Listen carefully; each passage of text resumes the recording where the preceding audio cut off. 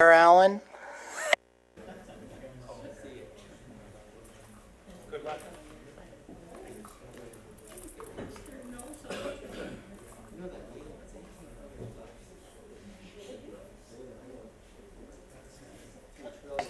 Okay, I would like to call this meeting to order. Can I have a mover and a seconder? Coughlin, Hannah. That the regular meeting of the Council of the Township of Springwater of June 7, 2017 come to order at 6:30 p.m. All those in favor? Carried. And now we'll stand for our national anthem if you're able, and it'll be led by Councillor Austin. O Canada, our home and native land, true patriot love in all of us command. With glowing hearts we see thee rise, the true north strong and free. From far and wide, O Canada, we stand on guard for thee. God keep our land glorious and free. O Canada, we stand on guard for thee. O Canada, we stand on guard for thee. I'd ask you to remain standing for a second for private contemplation or prayer.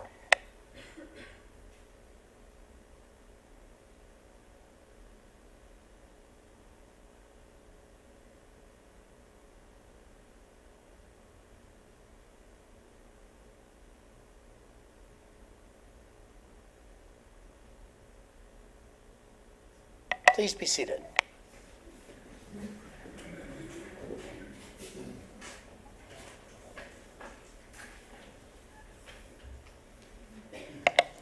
And I'll turn to council. Do you have anyone have a disclosure of pecuniary interest in any of the matters that are on the agenda tonight? Okay, seeing none. We don't have any deputations tonight, so we'll move on to 6.1 and the adoption of previous minutes. Can I have a mover and a seconder to get it on the floor? Coughlin, Hannah. That the minutes of council items 6.2 through to 6.4 be approved as presented. Any discussion or comment on this? Seeing none, all those in favor? Carried.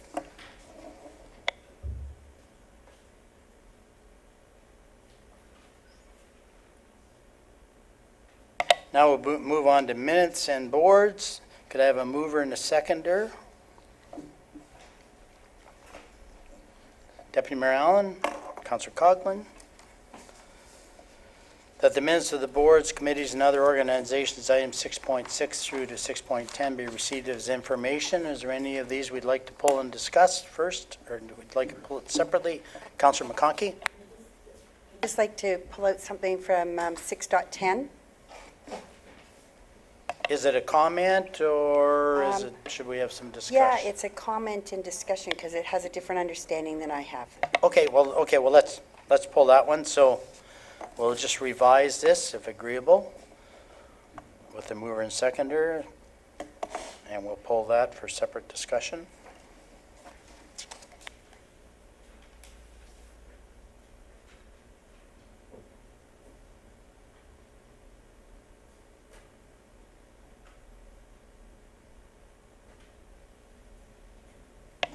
Okay, moved by Allen, second by Coughlin. The minutes of the boards, committees, and other organizations, items 6.6 through to 6.10, be received as information with the exception of 6.10 to be introduced separately.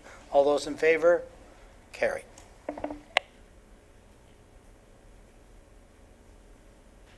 So, Councillor McConkey on 6.10.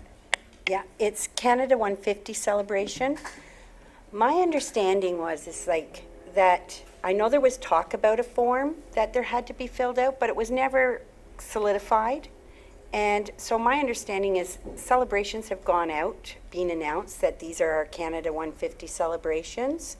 And so I guess my question is, why would those events, because there was a meeting where everybody brought forward their event and described why it was a Canada 150 event, so why would they have to come forward and request funding? I would feel that it's not necessary, and that those events that have been solidified and advertised should receive that funding. And I remember asking Ms. Peck the evening that we were here and said, okay, so if you have more than one event in one ward or in an area, then like in my area, if Snow Valley and Grenfell did one, they would split the $1,000. And that was in the session. So I just think that we're making the people do a lot of work when it's already been agreed that Anthem Mills or in Midhurst and them, they're all, the soapbox and the Anthem Mills is already on the Canada 150, so I don't think we should be wasting their time. I'll go to maybe Director Belcour or CEO Brindley. When I was reading this report, the only question I had is that the events, you know, by providing extra funding, that it was going to take on a particular strong 150 theme, but I'll go to Director Belcour for general comments. Thank you, Your Worship.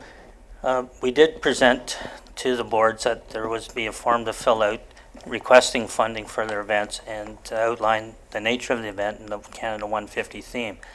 To date, I think we've received 4 out of 6 replies from the hall boards, all of which have been approved based on what they're proposing to use the funding for moving forward. So the 150 theme, like particular with Anthem Mills, is that they're celebrating the history of Canada through the lighting display that they will have for years to come, and that's what they're going to use the funding for, to enhance the event they already have and add that extra component through the funding.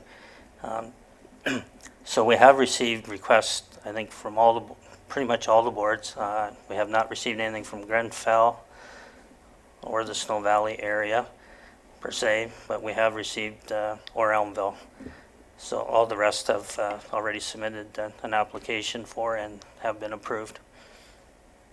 Councillor McConkey? May I just ask, did the form ever come to council for approval? Director Belcour? The form itself did not come to council. It was one we just drafted to give us a basic guideline and show that what they were doing and what they wanted the funds for. It was simply administrative function.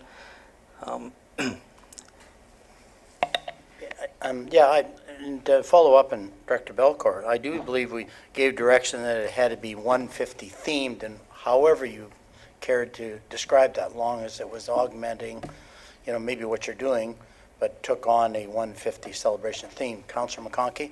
Won't keep on going, but this is like the cart before the horse. Like we've already put the Grenfell celebration out there on the Canada 150. We did specify to the person how we were going to spend the funds before to staff, so I guess we just fill out the form. I know that there's a change in membership there, so I'll have to reach out to the board member and make sure that they get the form if that's going to be the procedure. But I mean, we've already highlighted it. The advertisement's gone out. I don't want to go back on my word to anyone.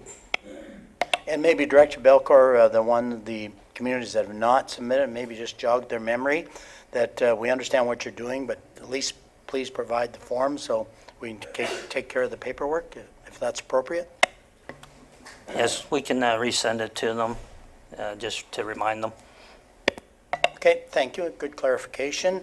So can I have a mover and a seconder? Councillor McConkey, can you move this one? Councillor Coghlan? That the minutes of boards and committees and other organizations, item 6.10, be received as information. All those in favor? Carried.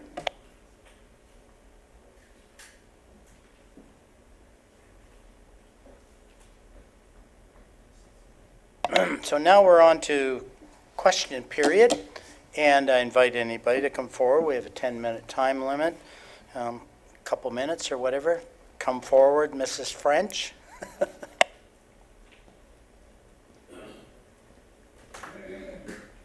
Name and address, please. Lorraine French, 3612 Grenfell Road. I would just like to thank council for giving me permission to use the chamber and the gallery for the Springwater Afternoon Tea in celebration of Canada's 150. It was a great kickoff event for the many Canada 150 events being held in the township. The township of Springwater was well showcased with photographs of every community in the township, as well as photographs of the world-renowned menacing wetlands and our agricultural community. I continue to receive emails every day thanking me for hosting this event in our township and inquiring if this will be an annual event. They loved the setting of this location, and we had people visiting the township for the day, as well as many former residents and present residents of the township. Councillors Hannah, McConkey, and Austin were present, as well as His Worship Mayor French and our MPP Jim Wilson. Jim spoke about the deep-rooted traditions that have made our country, Canada, great for the last 150 years. I was grateful to Jim for taking the time from a very busy schedule to attend the event. I would like to thank Lori Hanna, Mary Lynn Vanderwillen of Aurora, Angela Baker, Mary Murphy, Canan Milne of Aunt Mills, Anna Romano, Brenda Stacy, Nia Gervais, Grace and Emma Barks, and Youth Citizen of the Year from Minnesang, Emily Irwin. They were the setup and the servers who made the event successful. And to all the Township of Springwater business contributors, Springwater Garden Center in Ferguson Vale, Soiree Party Rentals of Elmvale, Lalonde's Sugar Bush and Maple Products of Elmvale, Birch Farms of Hillsdale, Valley Farm Market of Elmvale. As you are aware, this event was not only a celebration of Canada's 150, but also a fundraiser for the Elmvale and District Food Bank. We were able to raise $776 for the Elmvale Food Bank. I would like to read just one of the many emails I have received in regards to this event. Hello, Mrs. French. I want to take a moment to say how much my mom and sisters and I enjoyed the tea on Sunday. It was a terrific event and one we'll remember and talk about for a long time. What a wonderful way to celebrate Canada 150 and our wonderful Springwater Township, and to give back to the Elmvale Food Bank. You and your volunteers worked so hard. All the details were so appreciated. The welcome at the door, our pictures with the Queen, the spectacular decorations, the harpist, beautiful flowers, lovely teacups, friendly servers in their black dresses and lace aprons, printed menus, delicious food, chocolate and maple syrup treats, good speeches, and so much more. Again, thank you very much to you and your volunteers. All your efforts were so appreciated. It was a spectacular success. Kindest regards, Louise Wilson. So again, Council, I'd like to thank you for helping me make this event an incredibly successful one. Thank you. Just before you leave, Council may have a question. Oh, sorry. Okay, yeah. Councillor Hannah. Mrs. French, I want to thank you on behalf of council and the residents of Springwater. It was an amazing day. My question would be, are you planning on doing this again in the future? Yes, I would do it again in the future. I just need a few more helpers. And my other observation would be to those who didn't get to see how it was set up in here, it was amazing. You really did a great job of showcasing this room and our building here for our residents who don't normally come. So I would even suggest that there should be opportunities, if the room's available, to generate any revenue by renting it out for any type of special event or for fundraising, because I think it took advantage of this great facility. Thank you. Councillor McConkey.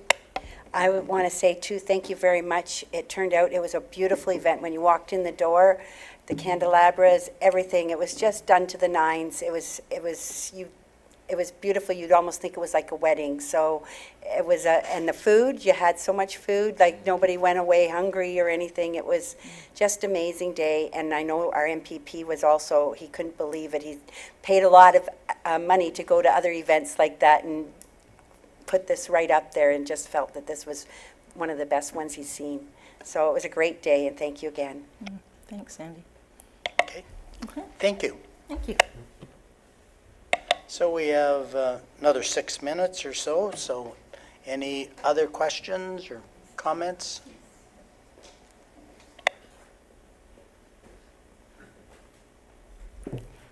Good evening. My name is Brandon Ryle-Amiot, 14 Shakespeare Crescent, Barrie, Ontario, L4N64. I was just at Allenville District High School just a few hours ago, and the students there held a Pride Day, and there's about 100 students in attendance. And the reason I bring this up is that I was speaking with the students about why Pride mattered to them. And the number one reason that I heard from students was that Pride is about helping others. And having lived in Springwater, in Midhurst, and knowing many people live here, I see Springwater as a helping community. And I indeed see that across this county and across the country, we're helping people. The reason I'm saying this is because tonight before council, there is a item regarding proclamations and flag raisings. I would strongly urge, or I'm saying this, I'd strongly urge council to support the third option that the staff have put forward, to adopt flag raisings and proclamations as a option for community groups to showcase the work they're doing and to raise awareness and support for other groups and community members. So that's my only comment, and I'll take any questions if you have any. Any questions? Okay, thank you. And we still have about 4 minutes if anybody else wants to pose a question. Okay, seeing none, we'll move on. And maybe if we, for expedience, if we want to move 9.3 forward, since we have some people here, we can do that. And that is regarding proclamation and flag raisings. And of course, we have 3 options. So to get it on the floor, I suggest we table the kind of 3 of them, and then after discussion, actually choose one and vote on that if that works for everybody. So we can have a mover, Councillor Coghlan, seconder, Councillor McConkey.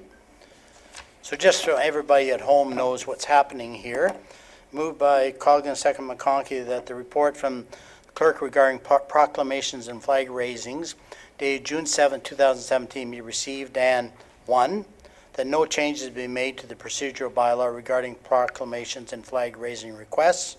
2, that the procedural bylaw be amended to clarify that the township does not consider requests for proclamations and flag raisings. And of course, number 3, that the procedural bylaw be amended to allow proclamations and flag raisings, that the draft policy be forwarded for consideration at the next regular meeting of council. So that's the direction. So I'm not asking you to choose them, but so we won't be dealing with that until we finish discussion. And I'm not sure, clerk, would you, because you've done a bit of research here, do you want to make some opening comments and then I'll go to council? Yes, thank you. The report is fairly straightforward. It provides 3 options for council's consideration, as well as a potential draft policy should council wish to pursue with option 3. This report stems from a motion proposed by Councillor Austin at the May 3rd meeting, requesting that procedures of other municipalities be researched in this regard. Through the research, it's seen that the majority of the Simcoe County municipalities and townships do some form of proclamations or flag raisings. There's quite a variation in their processes, but generally they follow the same exclusions or inclusions on what proclamations or flag raisings they will approve. Other than that, it is fairly straightforward, and I'm happy to answer any questions you might have. Okay. I just wonder what maybe the best way of doing this is kind of make your comments and ask your questions, and we'll go to kind of one councillor at a time, and maybe we can get a lot of the things on the table. I saw Deputy Mayor Allen's hand up first, so I'll let him go first. Thank you, Mayor French. Just for clarification, I was trying to look at it in the draft policy. The duration of time that the flag, if it was approved, would be what duration? Is it, I thought I recall seeing a week, and then there's an extension to that possible? Madam Clerk? Thank you, yes. The policy does propose a one-week period with a possibility of extension for an additional 2 weeks if there is not another request in. This is based on the fact that we're not too sure how many requests will be received. In talks with... You want an indication. I support this. I'm in favor of option 3 and moving to the next step with respect to this. Other comments? Oh, Councillor Austin? Thank you, Mayor French. Several. Under the proposed option 3, section 5.3 talks about requests for flag raising or proclamations would go to the mayor's office, and that the mayor would make a decision on whether or not to go ahead with that proclamation or flag raising. And then the mayor would inform council as to his decision. The council has the right to make a motion which could overrule the mayor's decision. Just want clarification from the clerk on that. Is that correct? So the mayor receives the request, the mayor makes a decision and informs council yes or no decision, and council has the right to provide input and perhaps even make a motion at the next council meeting to overrule the mayor's decision. Is that correct? Madam Clerk? Section 5.3. Yes, so under flag raisings as well as proclamations, it's stating that the mayor shall first send a notice to all of council, clerk, CAO, and communications on the intent to execute a proclamation or approve a flag raising. And if no concerns are raised, then this shall continue. If a concern is raised, then the item will be placed on an agenda for consideration. There's also been discussions, and I've realized this probably should have been something that was added, that a registry be established through this policy to show what has been approved or even denied that would be available to the public, so that it's completely open and transparent to say when the flag was flown or when the proclamation was made, and have that pertinent information. Follow-up, Councillor Austin? Yes, again, getting back to, okay, whether or not the request is agreed to or not agreed to. Right now, according to this policy, it's open-ended. There's no criteria on which we would base that decision. So, and I'm not sure if other municipalities have such criteria. I know there were some in the earlier one, but I'm just wondering, do we want to remain a fair bit open-ended, or do we want to have clear guidelines? I'll refer to the clerk, but there was actually a separate policy that was fairly detailed, but I'll allow the clerk to respond. Okay. Yes, thank you. Sections 2.1 and 2.2 have some fairly detailed criteria. All right. Yes, okay, I see. All right. Okay, third question, Mayor French. Okay. Just pulling it up here. Under section 5.5 of the proposed the policy, it says that the flag would be flown at the administration center. I would like to see more flexibility in the location of the flag. So, for example, if somebody wanted a flag in a much more public space, such as the Elmville Library, I would like to have room for that sort of flexibility.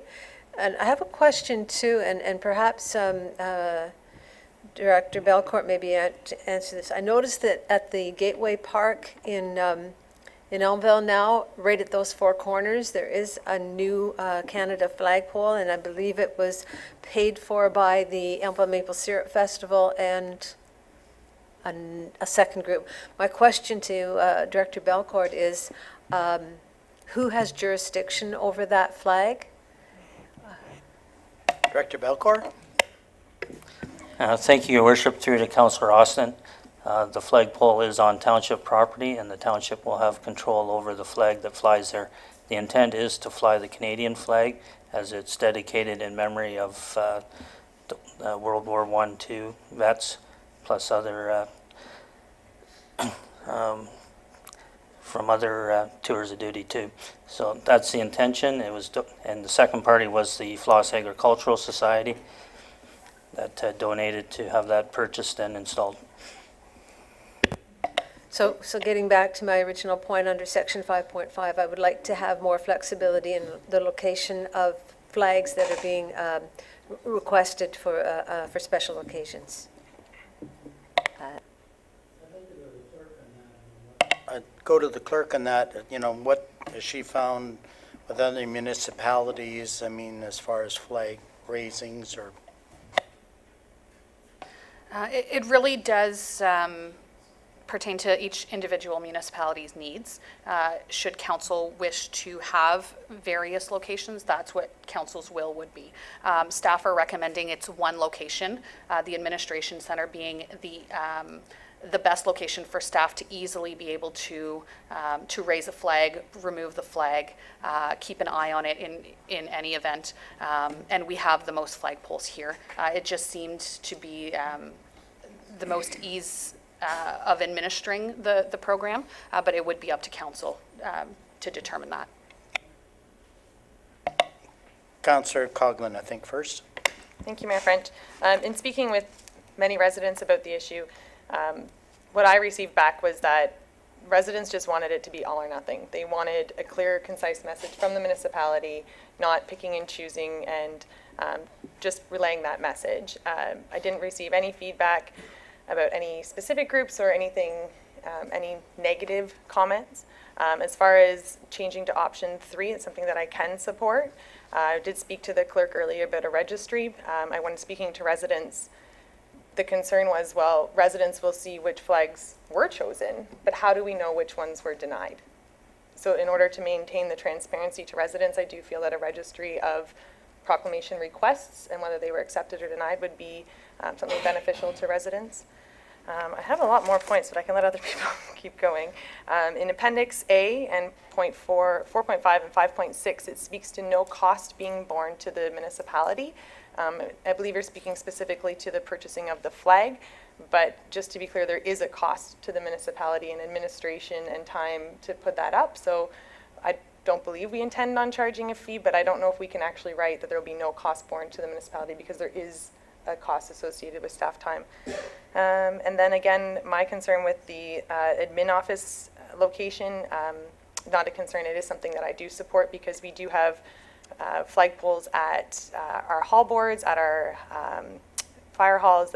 We have a lot of flagpoles, and if we start having proclamations, I think that this is a great step that we're taking, and by offering this flagpole first, I think that it's a good step. Councillor McConkey? I agree with Councillor Coghlan that using the flagpole at this administration office is probably the best, and it's because we're moving. If I agree in being fair, first of all, is my first statement. We've done it for one, and I think that we should open it up a lot where there's only 2 municipalities that don't have it. I think we're a growing municipality, and we have to accept diversity and promote different groups that want to showcase. So. But the flagpole being here is also showing that the municipality is supporting it. It's the whole municipality. It's not just one area. It's not saying Elmville is supporting it. It's saying that we've all bought into this and we're all supporting it. And it does, right now, the expense of it is to put it up, the staff time and that. So having one pole designated for that, I think is good to go forward. And if we have to in the future, there might be a special occasion for some, I don't even see how it could be, but if, say, the Cancer Society was having a parade in Elmville and needed the flag, then they could have a special request for, a flag to be there. Maybe we do need that type of option. But personally, most everything should be basically hung on the one pole. And I thank the council for moving forward on this. Councillor Hanna? Thank you, Mayor. I have to agree with Councillors Coghlan and Councillors McConkey that this would be the location. But my point is, whatever we do, we got to create a policy that doesn't create a vehicle that becomes political for people to try to gain political support by supporting different groups that come forward wanting to fly their flag. So if we create this policy, that does it. That's my first observation, if you like. The other thing that I see here in these recommendations, not only are we creating a policy for the flag, but it also suggesting that we allow proclamations. I see that as a different issue. To me, if you say we're going to allow proclamations in addition to the flag, that means we're opening the door possibly to all proclamations, and there may be proclamations that we as council don't think are appropriate and don't agree with. So whatever we do, I would like to see something separate for flags and make proclamations the way they are. Thank you. Councillor Ritchie, have any comment, or, okay. Well, I do have some comments, and then I'll allow the mover and seconder to choose whatever option they like. So I believe municipalities should deal with matters over which we are elected to address. In the case of the Simcoe Pride request, I think the county is the correct level to address this, as the organization is county-based and the county conducts an event which is located in the township of Springwater, so it covers the matter. I campaigned and was elected to deal with the business issues of the township, rather than issues for more senior levels of government are more appropriate. Examples of our responsibility that affects all residents of Springwater would be our strategic plan, our fire master plan, our recreation master plan, our long-term financial plan, and our community improvement plan, which all require a lot of effort over the next few years to implement. I believe those are the types of matters that we were elected to do. The federal and provincial statutes have dealt with individual rights and established human rights codes. Our township has policies to deal with discrimination and harassment, and we take that very seriously. I also appreciate that based on media frenzy on topical and populist issues and trends, we at times are often tempted to be drawn into contentious matters for which there are reasonable positions for and against, for which our township need not to take a position. If we accept this proclamation and flag raising, will it be expected to prove a pride parade as is done in Barrie? We can see the effects such decisions have in other locales, such as Toronto, where there are ongoing challenges with the Pride Committee in Toronto, the demands of Black Lives Matter, and the denial of police from having a float in that parade. I think we as council should avoid engaging in divisive group claims. I believe everything we do as a township should represent the well-being of all residents of Springwater. By focusing on one group instead of inclusion and cohesion, it may create division. We must be tolerant of all positions, not just the ones that show up for delegation before council. I would request that applicants also recognize and respect that position. I believe we as a council should constrain ourselves to support matters for which we have real jurisdiction. I am unaware of any concerns in this municipality in the denial of gender rights of residents or citizens. Councillor Austin at our May 3rd meeting suggested the LGBT community has been mistreated. I'd like to have examples, as I have not seen any such sign in Springwater. Because someone does not share the same views or values on an issue does not mean they are mistreating others. I think at times political correctness has now exceeded common sense. I firmly believe we should express our pride in our Canadian diversity and pluralism by flying the Canadian flag above all else and treating everyone as equal. If we require a compromise, and I do not think we do, possibly a more appropriate way of dealing with this is to proclaim a celebration of the dignity of the human person week and invite such groups as Pride Simcoe, Hospice, senior organizations of Springwater, Help the Homeless organizations, and other such groups focusing on retaining human dignity to spend a day in our foyer and provide information to those that want to receive it. We could schedule the groups, promote the event, and fill a broader need instead of focusing only on groups that may want to promote their agenda. We could make the first week of July our special week. I would, however, caution that in itself may open the floodgates for other requests wasting valuable staff time and matters we have little control of or is beyond our mandate.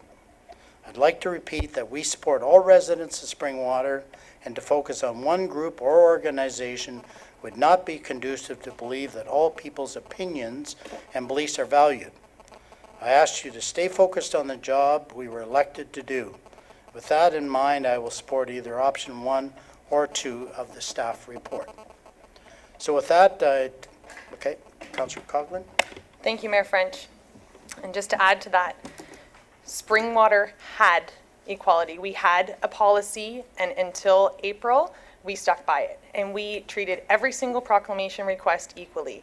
And it wasn't until a special meeting was called by this council to deal with that we stepped outside that we allowed the floodgates to open. Division was created by this council. There was no division prior to that. It was easy, not easy.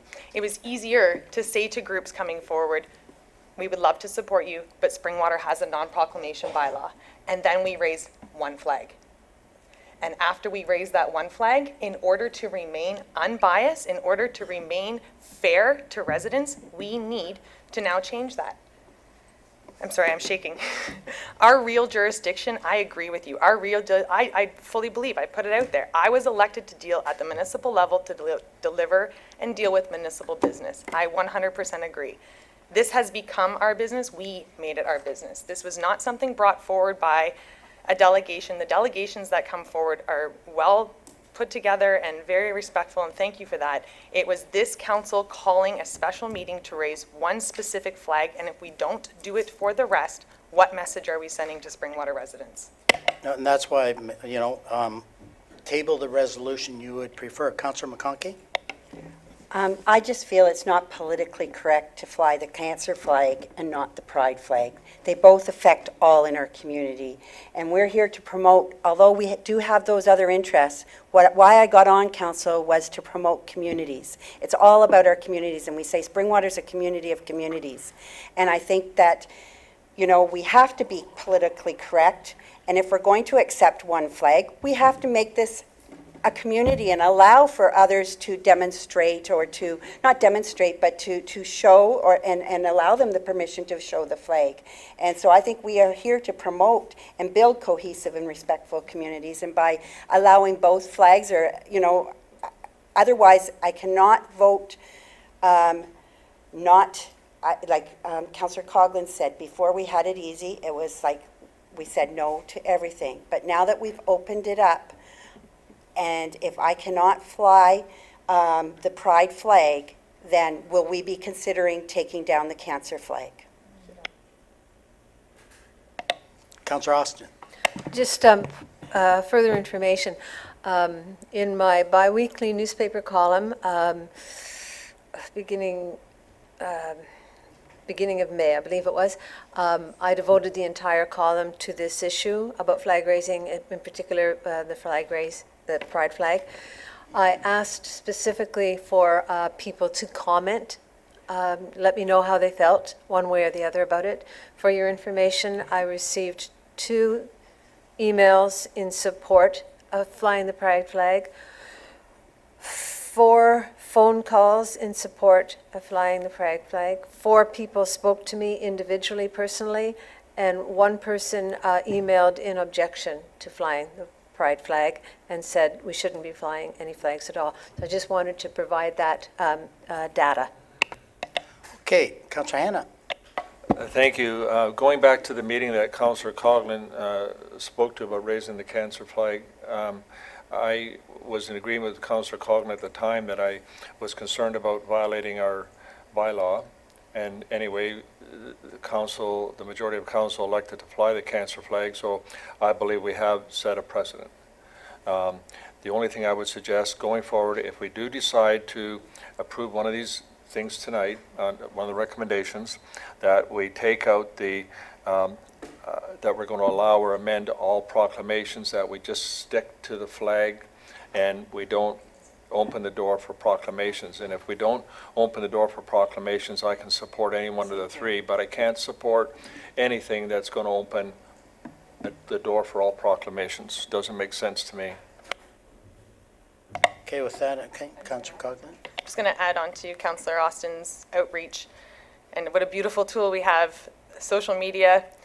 Right now, it's at 1,036 people, the comment on Facebook posted, and 227 comments or interactions. So it's not like when we say that on my Facebook page. So when I say I'm talking to people, it's a lot of people.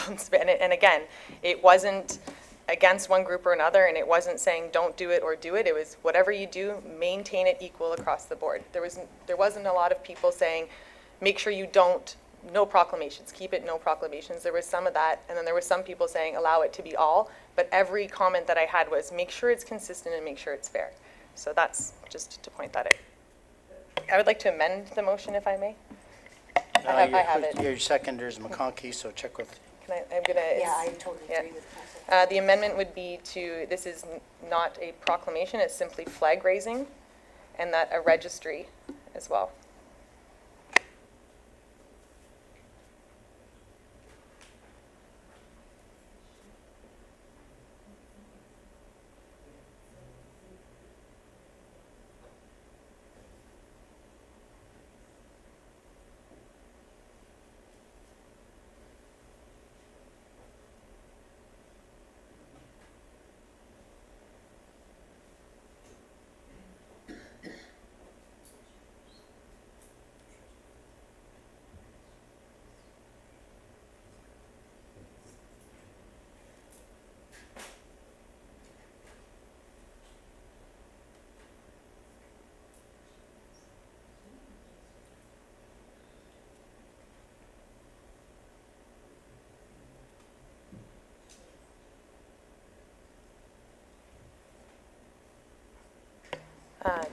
And furthermore,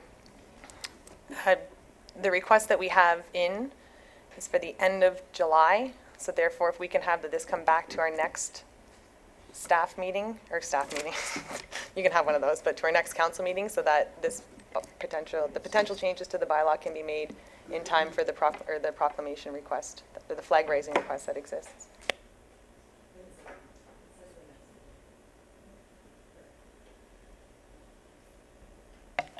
Madam Clerk. Now, there is an amendment on the floor which will,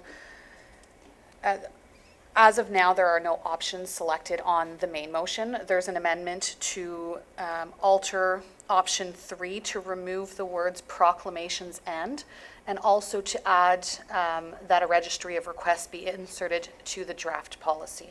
So council would vote on this amendment and then go back to the main motion and select an option. Okay. So can I have a mover and a seconder for the amendment? Okay, Hannah and McConkey? Sorry. Procedurally, Councillor Coghlan moved the initial motion, and she's asked for the amendment motion, so I believe she would have to still be the mover of that amendment. Madam We Clerk? cannot have new movers, because she's the mover is the only one that's entitled to change. Any member of council may request an amendment to a main motion. It doesn't matter who moves or seconds the main motion. Anybody may request an amendment. Yeah, and procedurally, when we go back to the main motion, then I'll ask her again, do you support the amendment?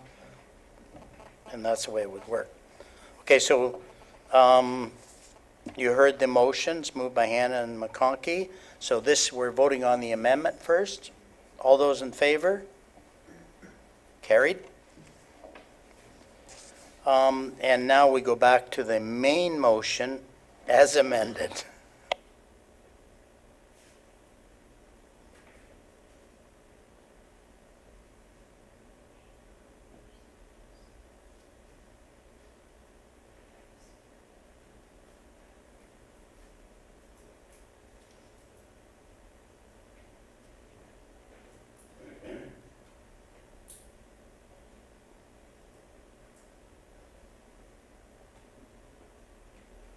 Okay, Madam Clerk.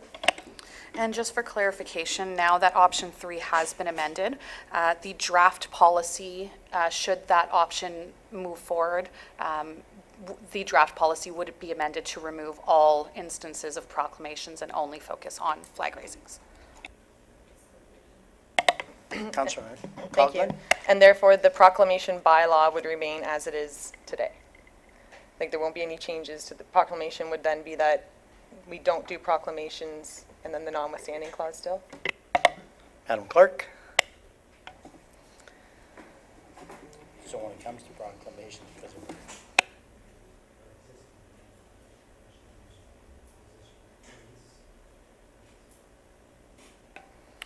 Yes, you are correct. That would stand, the procedure bylaw would stand as is. I would suggest making a small amendment to add the fact that there is a flag policy and name the policy, refer through the procedure bylaw to the flag policy.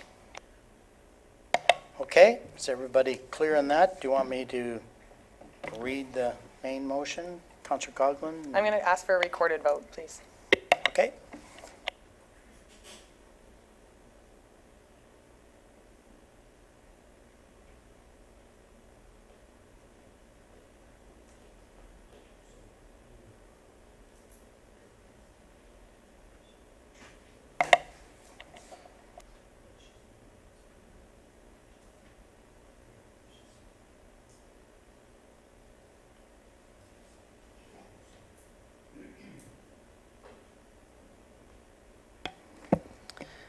And I will reread the motion due to the amendment. So moved by Councillor Coghlan and seconded by Councillor McConkey, that the report from the clerk regarding proclamations and flag raisings dated June 7th, 2017 be received, and that the procedure bylaw be amended to allow flag raisings, and that the draft policy be forwarded for consideration at the next regular meeting of council, and that a registry of requests be inserted to the draft policy. Recorded vote was requested by Councillor Coghlan. Councillor Austin. Yes. Councillor Coghlan. Yes? Councillor Hanna. Yes? Councillor McConkey. Yay. Councillor Ritchie. Yes. Deputy Mayor Allen. Yes. And Mayor French. No. The motion is carried. Thank you. Okay, we'll move back to our agenda correspondence, items 8.2.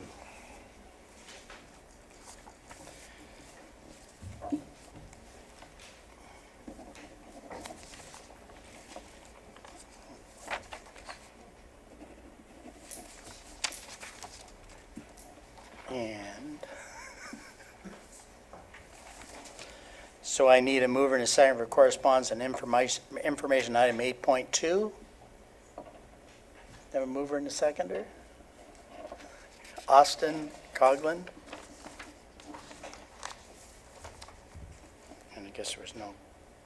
Was there any question on that, Councillor Austin? I'd like, thank you, Mayor French, through you to Director Spagna. Could you put this in layman's terms, what this is about, please? Thank you. Mayor French, through you, Councillor. Can you come, yeah, we need a microphone. Thank you. Mayor French, through you to Councillor Austin. What that piece of correspondence is, is the final approval of the Redline revision that was considered by council at the last meeting. Because the Ontario Municipal Board in that situation was actually the approval authority, it had to go before the board for finalization.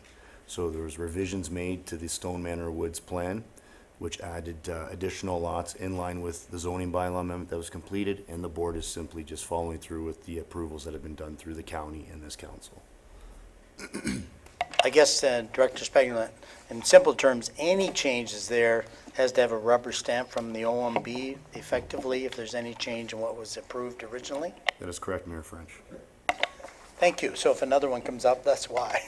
Okay, with that in mind, all those in favor? Carry.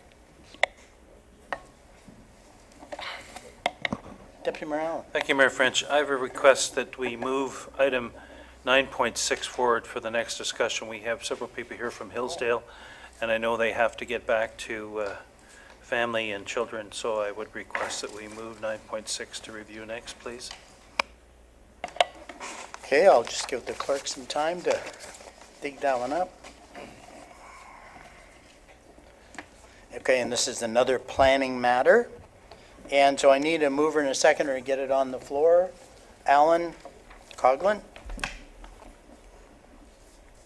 Okay, and the resolution will be that the report from the Director of Planning Services regarding public meeting authorization, Heritage Village zoning bylaw amendment and Redline revision dated June 7, 2017 be received, and that authorization be granted to schedule a public meeting in accordance with Planning Act RSO 1990 CP 13 as amended to gain public input regarding the proposed official plan amendment, zoning bylaw amendment, and red line revision applications. And I'll allow Director Spagno to speak to it, but this simply is authorizing a public meeting and approving absolutely nothing. So carry on, Director Spagno. Thank you, Mayor French. You're absolutely correct. The purpose of the report is to obtain authorization from council to schedule a public meeting with respect to a zoning bylaw amendment and a red line revision to adjust the zoning approvals and the subdivision approvals that were granted for the Heritage Village subdivision. The effect of the application would essentially reduce the number of approved lots from 473 down to 232, primarily removing townhouse or cap-end townhomes through the proposal. The zoning would remove the townhomes as approved housing units within the subdivision, and by also modifying the range of frontages for each lot within the subdivision. There has been a suggested shift in the engineering with respect to the subdivision in that it will be servicing lesser lots. It will be more of a communal system, something that may not necessarily be able to support servicing the entire settlement area of Hillsdale. But as far as the application goes, all of the requirements from a planning perspective for the submission of the required reports to move to a public meeting have been submitted, and therefore that is why staff is recommending that authorization be granted to schedule in this case.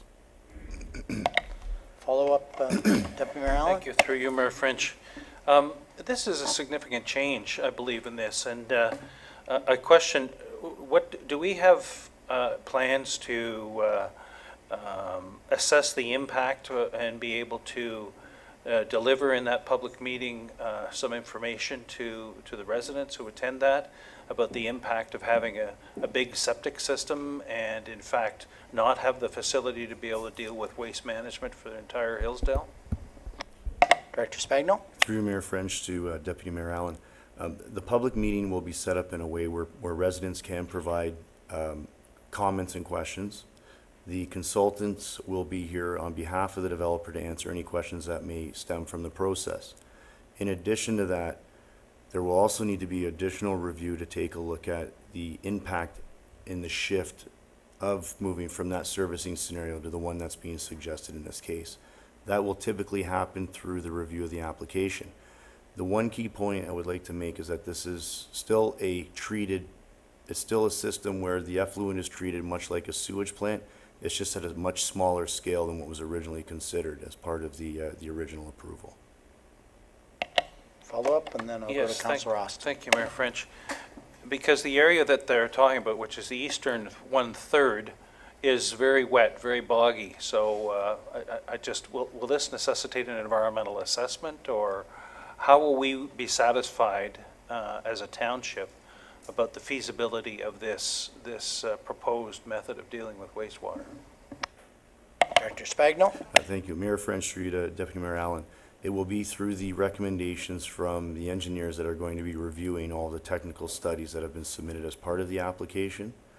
And it's through those correspondence and through questions such as that where it will be up to the developers to respond and address the concerns to council's satisfaction when moving through the process. So those types of questions are open through the public process and will need to be addressed to council's satisfaction. Councilor Austin? Thank you, Mayor French, through you to Director Spagno. I have several questions about this proposed change. I'm not sure if I should elaborate on them now, or will council as well as the public be able to put forth their concerns at the public meeting? Yeah, that's the purpose of the public all right. meeting, so we can accept comments, because I have 1,000 questions for Director Yes, Spagnola, and I I'm do not going to too. table them tonight. But no, that is the appropriate venue, so all the residents can also hear the questions that we as council may have regarding, which can only be perceived as a dramatic change, on the plan? My concern is that we're moving away from increased density. We're also, this plan would get rid of townhouses, which we need more of in terms like affordable housing in the township. And also it's getting rid of the seniors apartment block, and we need more seniors housing. So I'm not exactly happy with the proposed changes. The other question I would want to know, and maybe I could put this all in writing to you, Director Spagnell, is they want to build a smaller wastewater treatment plant. Do they have to? If we stayed with the 470, would they be able to build the bigger plant? But anyway, I can put all those in writing. I just wanted to mention them to the rest of the council as food for thought right now. Thank you. Any other questions? Councillor McConkey? I'm just going to ask some general planning. When we're looking at changes to our official plan in that, don't we have minor applications and major applications and then redline revision? And I guess I'd like to understand the definition, because I always thought that redline revision was something that's not going to take something and cut it in half and change the way you're going to do your septic and or your wastewater treatment plant. So, and I just also want to know our fees associated to redline versus other changes. So are we charging, you know, like if a redline is something that's a minor, we usually have some, I've looked at, and some municipalities have a lesser fee. Yet this could pertain to quite a bit of work because they're changing the plan. So I want to make sure that we're defining the workload correctly and that we're charging appropriately so that we do take the proper time and address it correctly. And maybe I'll go to Director Spagnell, and if the CAO wants to add any comments, he could do so. So Director Spagnell first. Thank you, Mayor French. Through to Councillor McConkey. The first question about official plan amendments. Because the lands are designated for urban residential uses at this point, an official plan amendment is not required. What's being dealt with is a subdivision approval and a revision to a subdivision. As far as it relates to the fees and the payment for the applications, I would have to refer to the fee schedule, and we can discuss that offline as to what the fees were that were associated with it. But typically, redline revisions are minor in scale, and typically they're not necessarily utilized for significant changes or increases to subdivision applications, so increases in lot yield and that sort of thing. I can see where you're coming from with respect to the amount of work that goes into this, because it is essentially reducing the lots by half. However, based on the correspondence from the county, who's the approval authority, the red line revision process was considered to be appropriate in this situation because it wasn't dealing with an increase in lot units or significantly changing the lot yield. So the red line revision process was considered to be appropriate because it'd be a revision to the existing conditions and the existing plan. Follow up? Just to follow up, I know it's fine that we're reducing, but I would think that the same amount of attention has to go into it because by reducing, we're coming away from provincial policy planning tools. So we have to see how does that fit in with the tools.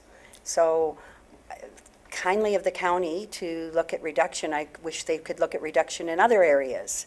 That's sometimes not taken because we're supposed to look at making targets. So I just want to ensure that this process is being followed correctly. Director Spagnell? Thank you, Mayor French. Through to Councillor McConkey. One of the key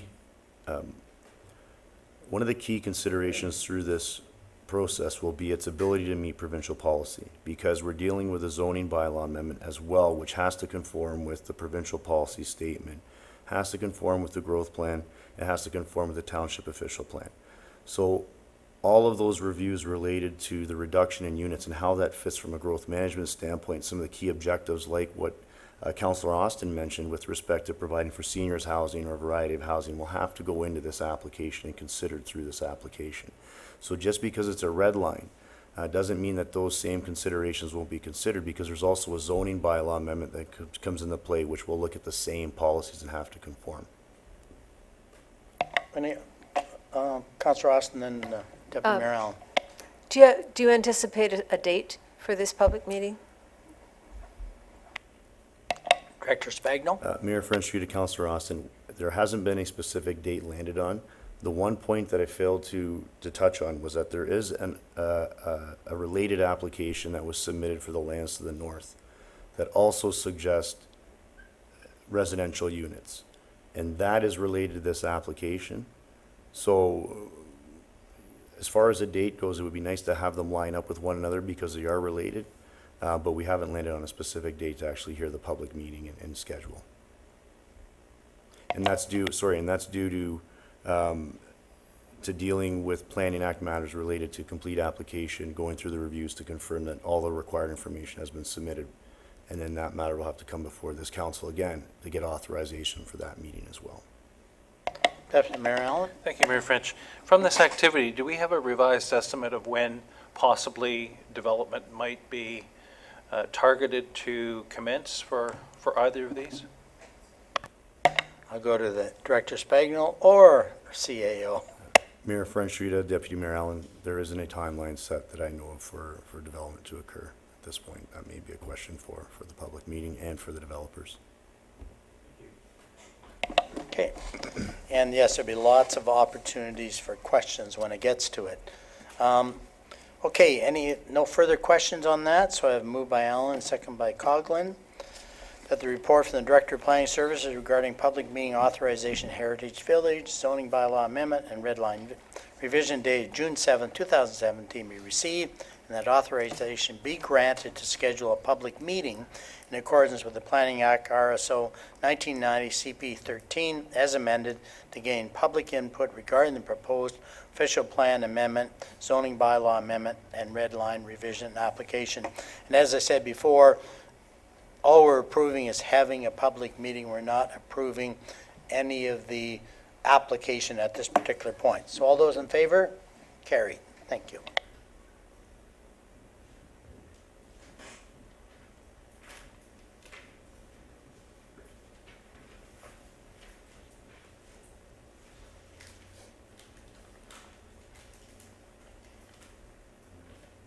Okay, we're going to move back to 9.1 action report, the year-end holiday closure.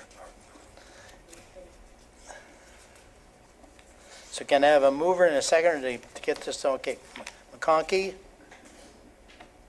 Austin.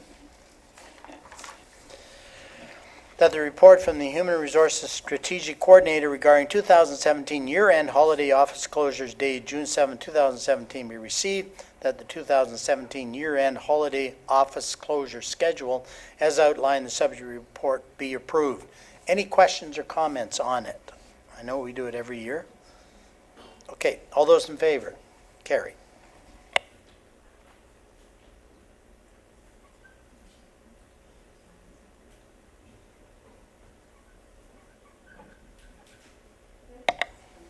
Next one is 9.2, recommendation report, telecommunication tower on County Road 90. Can I have a mover and a seconder? Hannah and McConkey.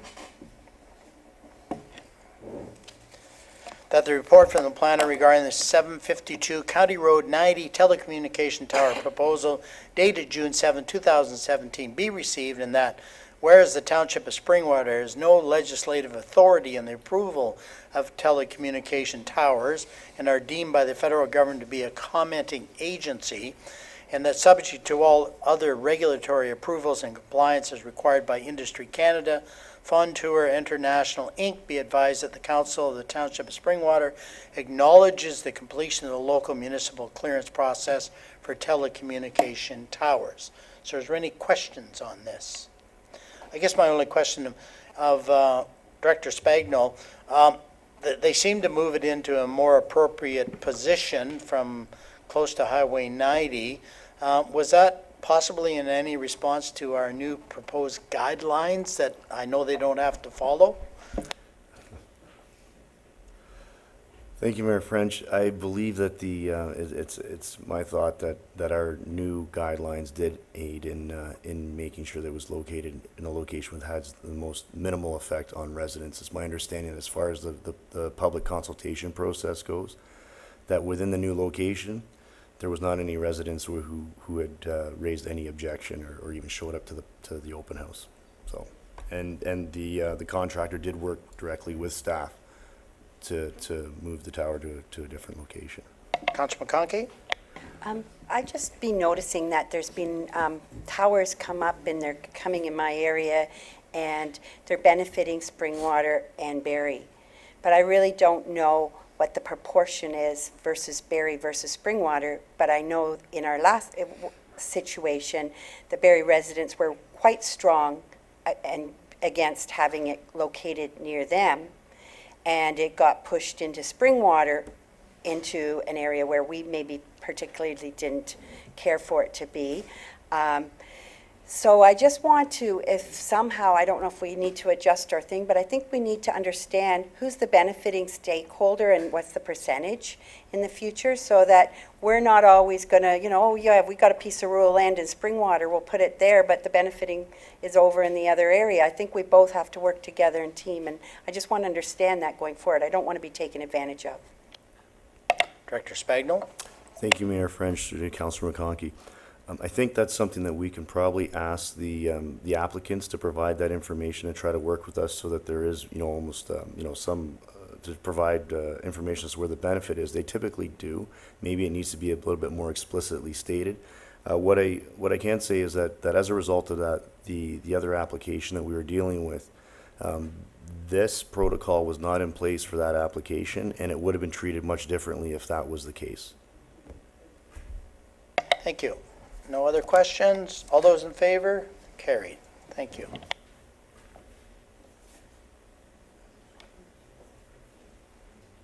Okay, 9.4, action report, Station 2, Yard 1, proposed renovations updated June 2017. Can I have a mover and a seconder to get this? Coughlin, Hannah? That the report from the Chief Administrative Officer and Fire Chief regarding Station 2, Yard 1, proposed renovations update June 2017 be received, that staff continue with Phase 2 of the project that includes undertaking detailed design of the project, construction tendering, award recommendations, as well as construction administration, and that staff continue to acquire a permanent site for Station 2. So maybe I'll go to CEO Brindley or the Chief. I'll go CEO Brindley first for an overview, and maybe we can get some directed questions from that. Thank you, Worship. And then obviously if I miss something, the Fire Chief will step in and make sure I include all the detail. The discussion around the expansion of Station 2/Yard 1 has been on Council's plate for some time. We wanted to bring this report to Council, back to Council on a few fronts. One is direction was given by Council to look at the building, but considering that the upset value would be only about $800,000 plus some expenses in HSD. When we actually had the building costed out again, the cost came in, if you look at both sides, about 1.1 million, but we're proposing to remove the mezzanine, so the cost is around the $1 million mark. We've sort of been working on this, and at the same time, we have been looking at acquiring a permanent site for our fire department. However, the due diligence around that has been taking a significant amount of time, and we apologize for that, but there's a number of parties involved, and it's going to take some more time. So our concern is, over this time as well, it's become very evident that the need of this building for the Public Works Department, as well as the Parks and Rec operations, which was anticipated as sort of the next iteration of this building, first to be used by fire, and then fire when moving into the new facility, the new Station 2, the expanded Public Works and the Parks, Recreation, Property Department would actually come and use that building to a greater extent. Our concern is we need to build that building regardless of the Station 2, because I think at one time it was, do we build a brand new Station 2 or do we expand? I think we're in a position that we need to build this building. Part of that will allow the fire department to have an expanded presence for a time. Once we build the new Station 2, then they'll move to the new Station 2. staff's at a position now where it's not an either or. I think it's, we need both. Subsequent to the publishing of the staff report, the building committee for Station 2 did meet again. And the building committee members met on June 6th to discuss the report that's before council. And the building committee concurs with the recommendations of this report, and that is the recommendation that we go ahead with the expansion to what is now Yard 1/Station 2. And at the same time, we still actively pursue and finalize the purchase of a new property for a permanent Station 2. And maybe I'll hand it over to the fire chief in case he has any additional comments. Okay, questions? Councillor Hanna. I don't really have a question, I just have an observation, and I'm probably one of the ones that have been, spoke up maybe more than others with concerns about putting upwards in the neighborhood of $1 million into our Works Department building to accommodate our fire service when we are planning on moving down the road in maybe 5 years from now. That's been my concern in the past. Given what's transpired recently and the information from staff, there's no doubt we all agree we have to do something to accommodate our fire service. Given that the expenditure is being justified, and I think I can justify it to taxpayers, it's being justified because our Works Department and Parks and Rec need increased accommodations there, if you like, and they're going to need a lot more in the near future with any development coming forward.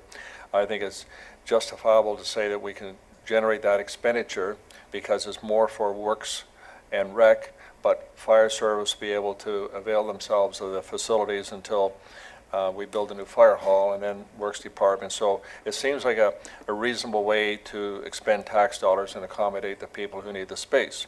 Admittedly, at least in my view, if we were building this just for Works and Rec, we may not be building it exactly the same. We may not be spending that amount of money. We may be spending $100,000 or less or so. But because we need to do this for our fire service for at least the next 5 years, I think, again, I can justify it. So I'm in a position where I believe I can support this. Thank you. Deputy Mayor Allen. Thank you, Mayor Finch, through you. I support this as well, wholeheartedly. I think we've got to move forward with the improvements to Station 2 while we are trying to look for a location for a permanent new station. That's happening in conjunction. I think that the review of the costs and the adjustment to costs is a commendable action. It now brings it back to within a reasonable and doable target.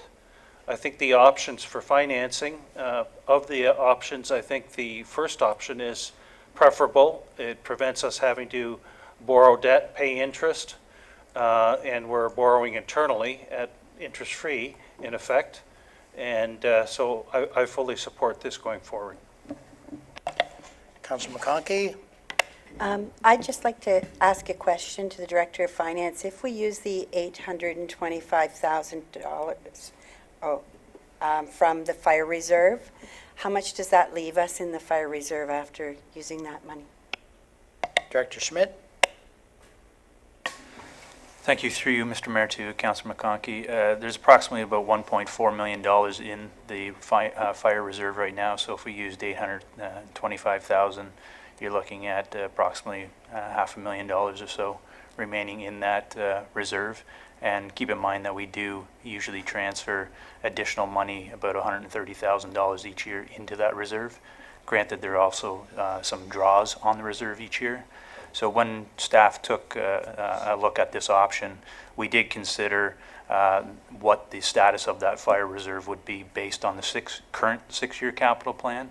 We've determined that based on the six-year capital plan that we wouldn't be in a negative position. So that's one of the reasons why we put the option forward as well. Option 2, as the Deputy Mayor mentioned, would require debt, and one of the reasons why it's not Option 1 is because this council, and subject to further discussion, has, I believe, on a number of occasions indicated that they did not want to issue new debt. So hence why that's not Option 1. Follow up? Yeah, I do.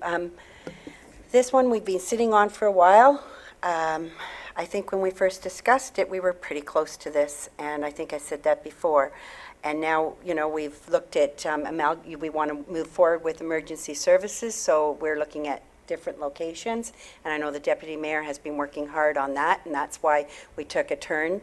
And we do need something for our fire department, but I don't believe that what we're building is for our fire, and I believe that we still have to focus on building the proper station. And so by leaving only 500,000 in the reserves of the fire, I would prefer that we do option 2. We keep I know we don't like taking debt, but this is for Public Works, and Public Works should be paying for it and funding it accordingly, and leave the money so that we can jump. I'm hoping that it comes within the next couple of years that we're going to have the real fire station. That's my goal, was always to have the fire station, not to have this makeover of $1 million. And totally, you're not going to build the requirements for the Public Works and the fire department in one. And like Councillor Hanna said, if you're going to build for Public Works, I think you design it a little bit differently, and you could either save costs. You probably would save costs. So I'm stuck almost in having to support something because we do not have something for our fire. We've left them long enough. I think it's time to make a decision, but I don't think the money, I want to be able to act quickly with the fire, and I don't want to use the fire reserves. Right or wrong, there's going to be debt at one point, whether it be fire, whether it be Public Works. And Public Works have less in theirs, and fire's been saving for this fire station, and I want to hang on to that money. Any comment? Director Schmidt?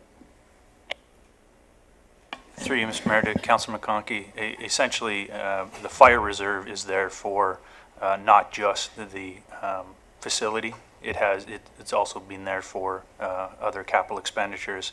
Essentially, what you're indicating is that you would like the Public Works to pay for it.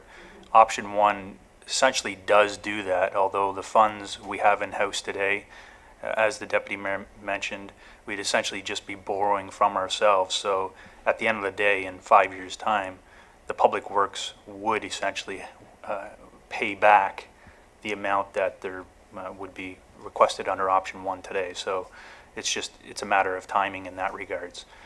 Further to that, the fire DC, which we're not suggesting we touch, is in a state of it has a balance of about $740,000 at the end of 2016 and continues to grow as we have more building permits. So we're not suggesting on using the fire DC reserve fund. We're suggesting to use the fire reserve. And again, it would be repaid over a 5-year time frame from the Public Works DC reserve fund. Councillor Coughlin? Okay. Deputy Mayor Allen? Thank you, Mayor French. We did talk at the Fire Building Committee yesterday about the needs of the fire department, and we were assured through discussion with CAO Brinley and Director Schmidt and Chief Gavet that if there is need for equipment and that exercise is an ongoing detailed exercise that the chief is doing. There have been some identified needs for equipment, both small and large, and these are being addressed, and there would be funds available from reserves to be able to satisfy that. And I just point out that if we did borrow, we'd be looking at an additional cost, depending on the pay down, of $60,000 to $75,000 over 5 years in interest, which, and meanwhile, we have internal funds that are available to borrow from. Councillor Coughlin? Thank you. Thank you, Mayor French. I guess my first point is that council continues to guide our decision based on a joint service agreement with the county. And we do have a letter of intent a while back from the county. As we move forward, I would like to see either a memorandum of understanding or what it is that the county intends to do, cost sharing, what it looks like, because if we're going to continue to make this decision based on what the county needs rather than putting the firefighters first on what they need. I need more than what we have existing. I know the paper, the Examiner today was how's Barrie can't even figure out how to do it. So I think that we need a lot more information moving forward. I think too, I'd like clarity. I had some residents express concern about continue to acquire a permanent site. And I think we need to send a message to the community that we're not looking for anything new. We're not searching for anything new above and beyond what we're already in. Like, we're not going back out to the table. We're not going to start looking for more locations. And I think we need to find a way to communicate what that is. Because in this resolution, the option to build the fire station on the existing approved fire lot isn't even here anymore. So the way that people, be it firefighters or residents or council, that's still on the table. It has never been removed. This council never voted to remove that as an option. So I think that when fire reports do come forward, and I know this is just pertaining to, more pertaining to the renovation, whereas in my head now, the renovation is nothing to do with fire. It's coming forward because of fire, but it's not servicing fire, and it's not providing a solution to the problem that happened 14 years ago. So I think that, in my opinion, this should have been, simply a Yard 1 proposed renovation. It's nothing for Station 2. I mean, maybe their equipment won't get wet when they're washing the trucks now, but I don't think that we're providing it. And I also think that even around this table tonight, we've tossed out the number 5 years, 2 years, whatever it is. I think that the reason that there's maybe animosity amongst people is that we don't have a clear message to give on what our plan is, because we still don't know. There's still balls up in the air that we can't. But I think that first getting a letter of intent from the county, because if they've changed and they don't want a hub, and if they're building that hub and they just want us to be a spoke, do we even need another property? Can we not just put a shovel in the ground that we have?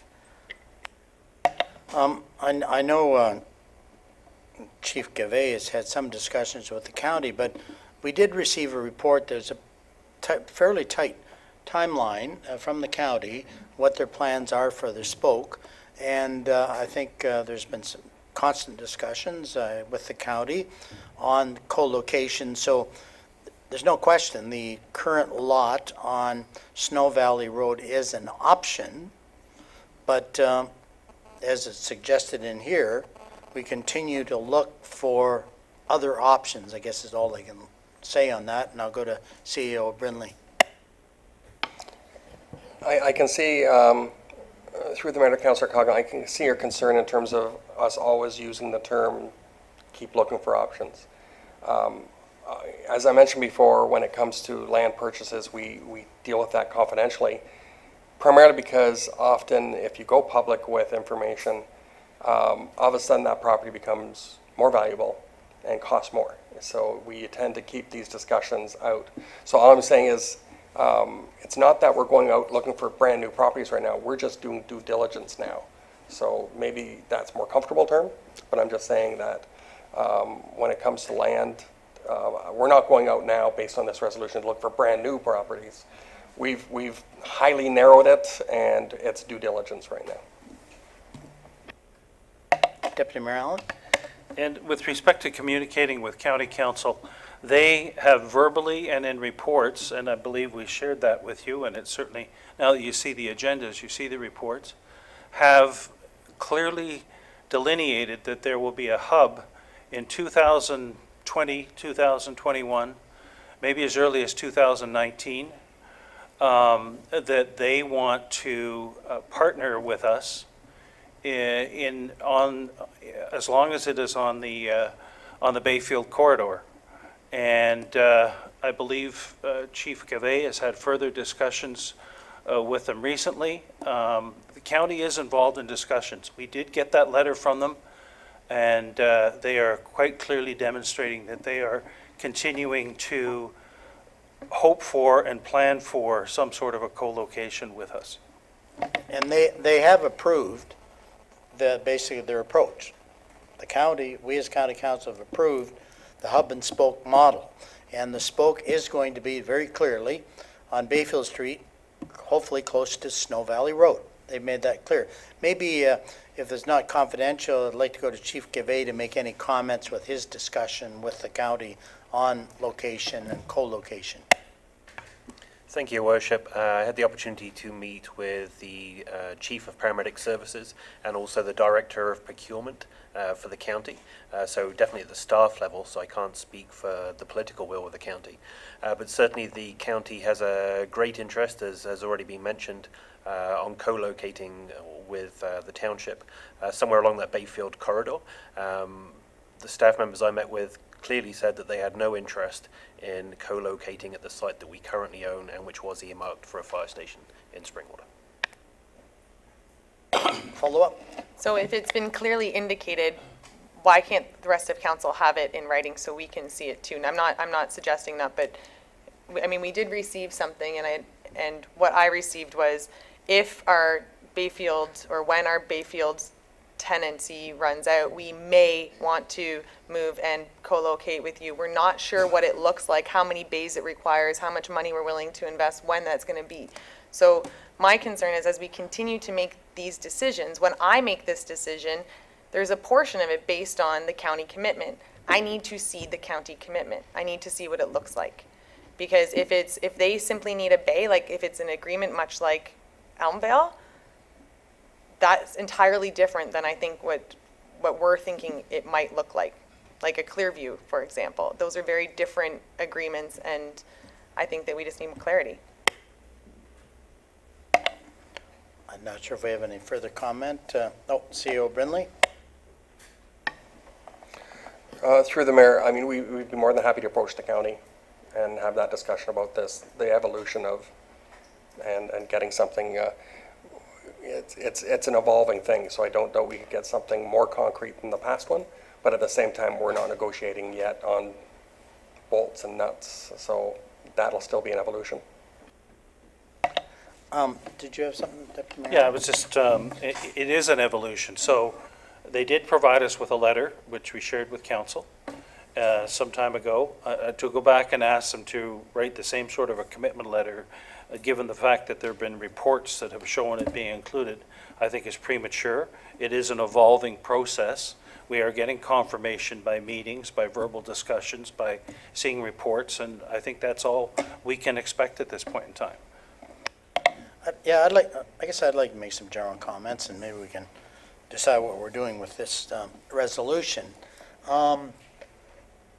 And I might complicate this even more, but I'm very supportive of kind of moving ahead with this reno to take care of the, obviously, the needs of our fire department, and there is a real need there, and it has taken too long, no question about it. But at the same time, in the long term, for our taxpayers, I think we need to do what is the right decision, because if we do find other opportunities or locations, it may address more needs than just a fire hall, so we have to look big picture. I was even knocking around the idea to show that we are committed to a new fire station by that time frame of dovetailing with the county. Maybe we should be also going out and kind of really making sure, that we have up-to-date drawings or design and have our fire department work on it. And even though we wouldn't be able to tell a contractor where the location is, maybe we could get some indication of what a new building would cost, so we already have that in our back pocket, so when the county comes along, we can say, if you need a bay or two bays, it's going to be incremental, so we actually have some of the control of the cost that you're speaking of. But I'm very supportive of this because it moves the ball forward, and we have been kicking this ball around for a couple of years, and so I'm just very supportive of it. Councilor Ritchie? Mayor French, I support this 100%. I think really this is what you call strategic planning. Everything's a moving target here. Where we're going to locate, a lot of variables there. Right now, we need to facilitate our firefighters. We need to facilitate them first and foremost, and then after they've moved out into their new facility, Parks and Rec, and the Public Works are going to move in. So this is win-win for our people. So I support it 100%. Final, Councillor Han, and then final from Councillor Thank you. I just forgot to mention that I support option one based on the information we got at our committee meeting from our Director of Finance. Final words, Councillor Coghlan? I do have the motion, and I would be happy to amend it to include that we take the first steps. I do have a couple questions about that. The drawings that we have from Dom, I was to understand that did have the ability to facilitate one bay for EMS services. So why are we needing new drawings without a commitment or understanding the needs of the county? Chief Gavay? Alas, I did not bring those drawings with me. It is my understanding that they took that into account, but the drawings that I've seen concentrate solely on the fire station. And I really like the idea of, getting some progress with this file, not just the temporary measure with the expansion / renovation of the existing Yard 1 Station 2. However, I think before we were to actually go out and get those drawings, we really need to consider and get some direction from council as to what its fire service is going to look like in the next 5 to 10 years. Since I've been here, I've heard talks about getting career firefighters in, so our space needs would change slightly based on the drawings that we do have. So we would obviously have to consider, what are our current needs, what are our future needs going to be, and then we'd have a really good idea of, how we would construct that or what our space needs are so that somebody could design those drawings. And it may be as simple as a modification of the existing DOM drawings, or it may be something a little more detailed. Good point, CO Brindley. Just to add to that, in, once again, some of these evolutionary discussions with the county, it's, the original drawings just anticipated throwing a bay on the end. The county is indicating that they would like the unit to be self-sufficient, otherwise have its own heating, everything. That's not this design. It can be close to it, but it's just we will have to look at it a bit closer, because as they're evolving their needs, it's a little different than what we anticipated when we had the DOM building in terms of just slapping another bay on it. It's a bit more complicated than just putting another bay on it. Follow up? And again, this will be it, I promise. So the concern I have with that is I want this ball to roll. I like what Mayor French has said. I want to keep it going so that whenever we do have a location, we're ready to move. And the concern I have with that is, again, the residents of Springwater, in my opinion, should not be fully paying for these costs associated with creating a hub.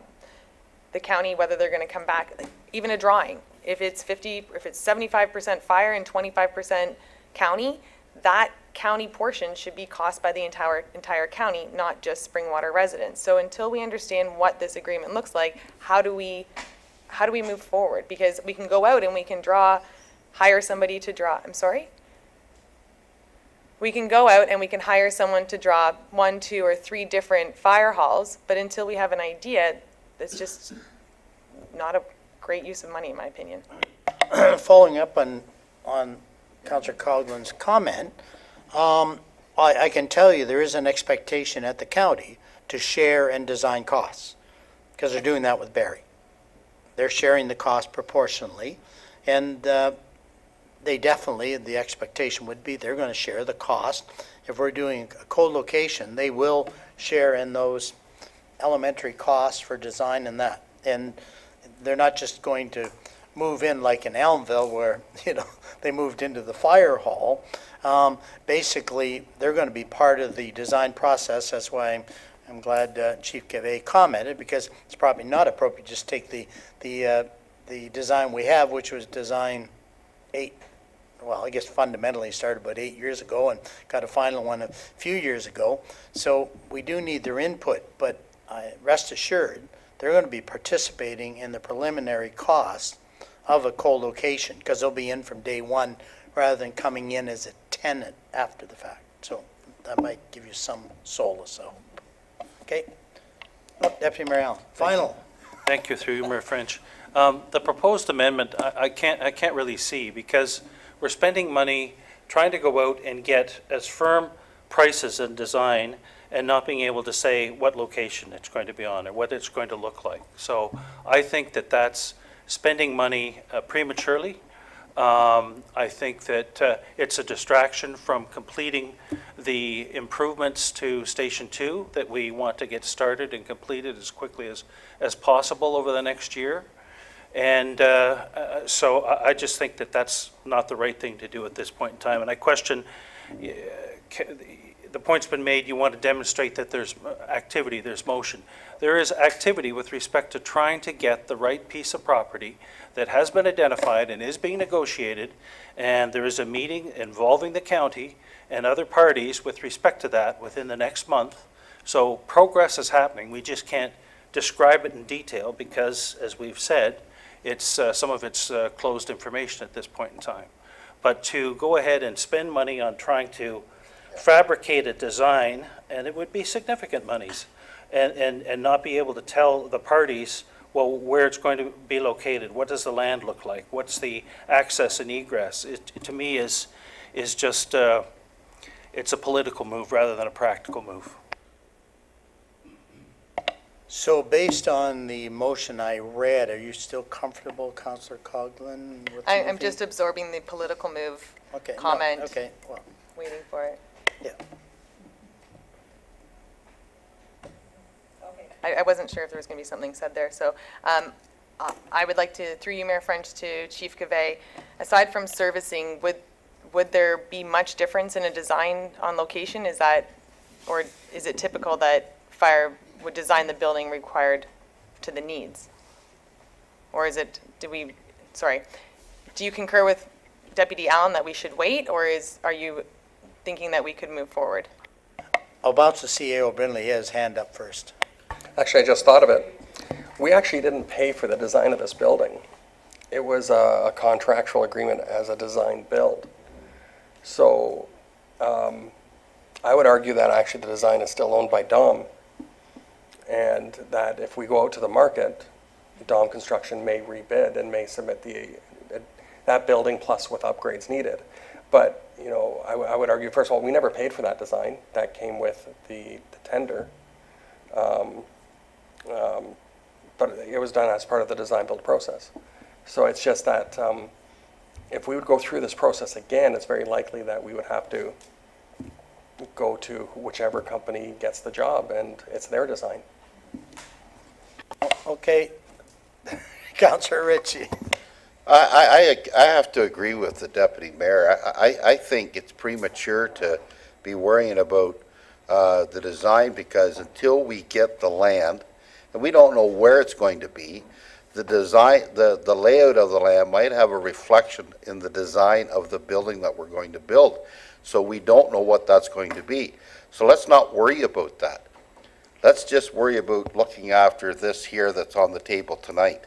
And I'd like to further mention that Tate Township built a new fire hall, and I would ask staff that they could maybe ask their staff as to when their grand opening is, so we could go up and look at it. It'd be nice to go up and look at this new fire hall in Tate Township.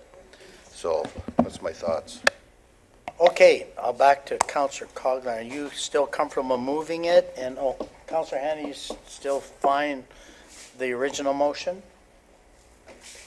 The original motion? Yeah, the one that I read, you're still fine with that? Because I would like... My kids can't wait, so you have to read it again. Okay, I will. Moved by Coghlan, second by Hanna, that the report from the Chief Administrative Officer and Fire Chief regarding Station 2, Yard 1 proposed renovations update June 2017 be received, that staff continue with Phase 2 of the project that includes undertaking detailed design of the project, construction tendering, award recommendations, as well as construction administration, and that staff continue to acquire a permanent site for Station 2. CO Brindley.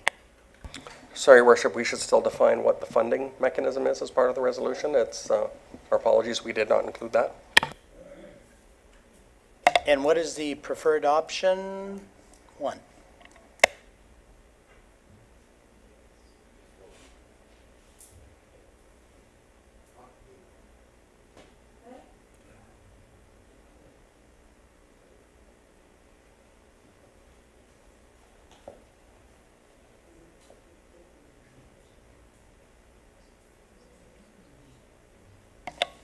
and that financing option 1 be approved. Councilor McConkey. Maybe we should add in the motion that we are taking that new mezzanine out? Or is that, okay, as long as everyone's on the same page. Okay, I'm going to call the vote. All those in favor? Carried, thank you. Good discussion.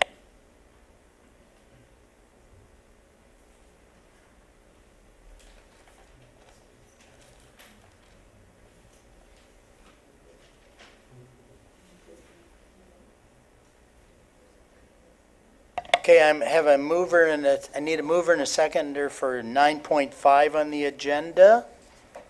Austin? Hannah? That the report from Fire and Emergency Services Department regarding restricted burn areas dated June 7, 2017 be received, and that an amendment to bylaw 2006-041, Schedule C, restricted burning areas be brought forward for consideration.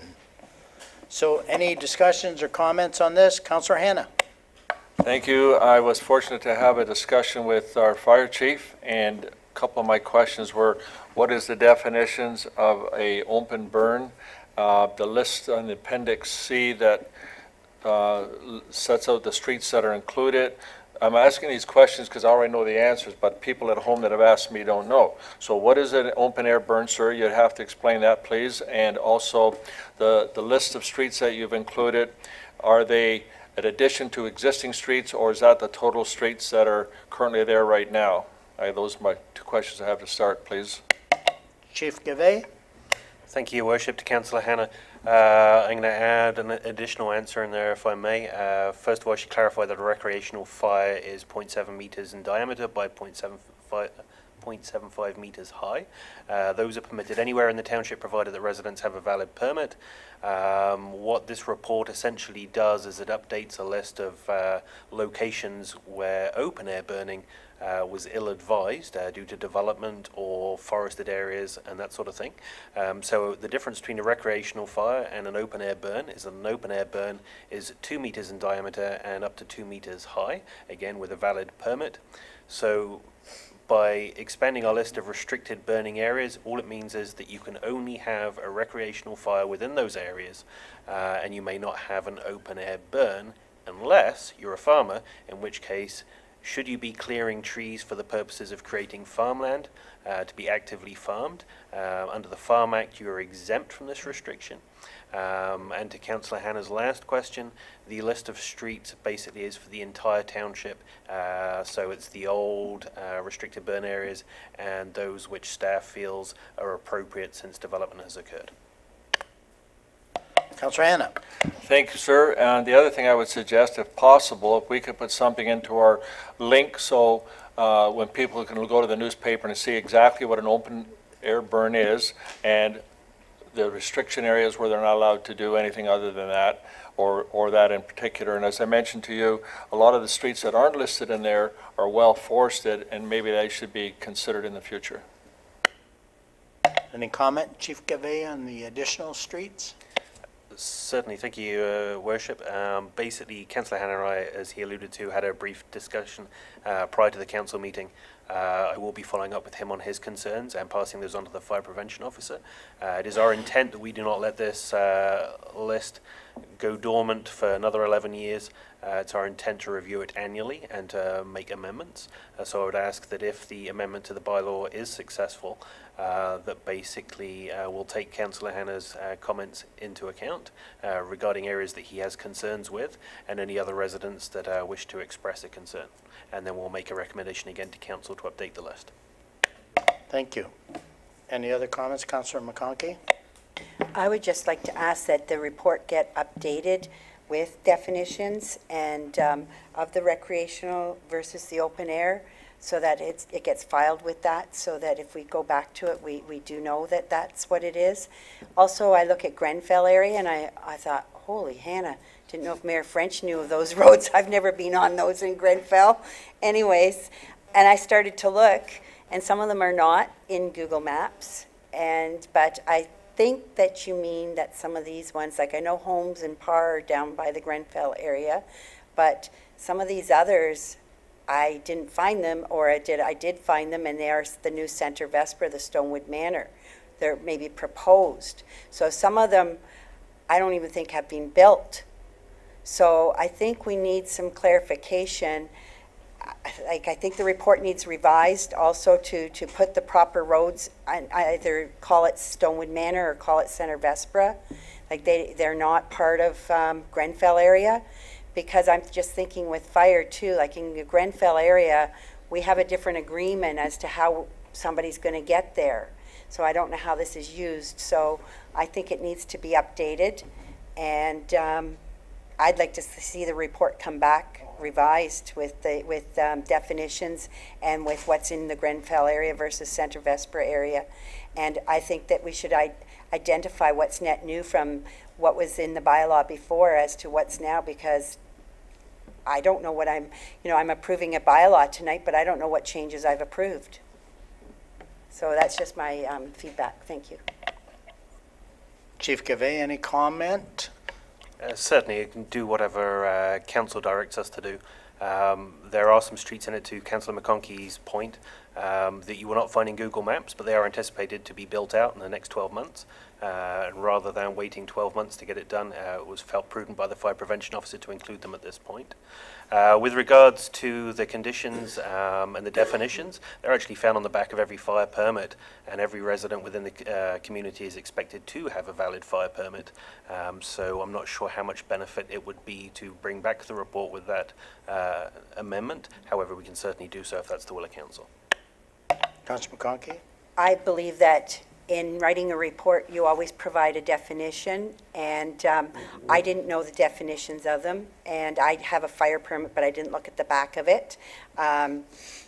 It's in the report here. I'm looking at one document. I just like the definition in the document, and I'd like the proper roads in the proper area.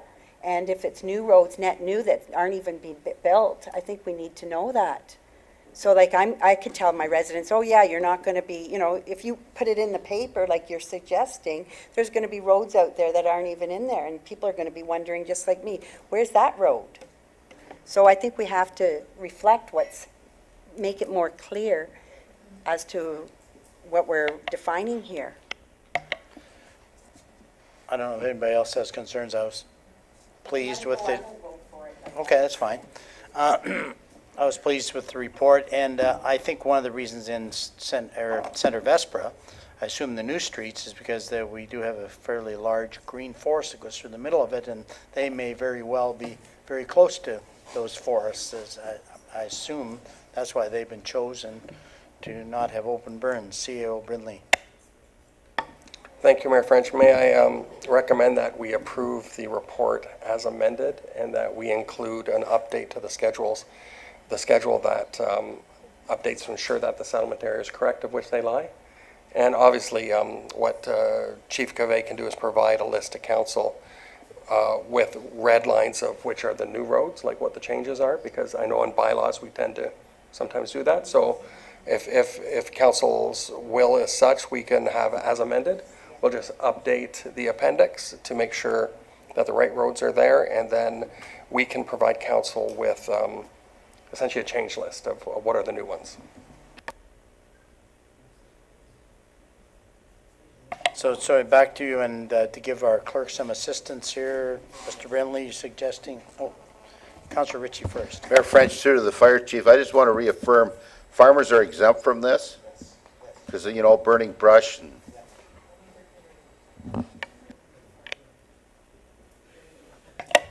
I'll go to Director Gavay instead of having a conversation between councillors up here. Director Gavay.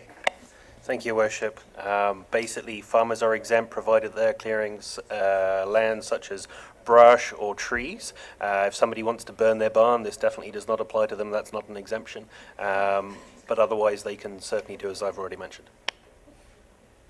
I burn in a burn barrel on a monthly basis. Maybe I'll stop right there. Just fireworks, that's all. No, and through you, Mayor French, I think the the last point of that is if it's the intent of creating new farmland is the other part. So you can't just clear brush for the sake of clearing brush. No, you don't do that because you're creating new farmland. Okay, I gotta take control of this. We'll, these are interesting conversations, but maybe not contributing to the welfare and the good of the community.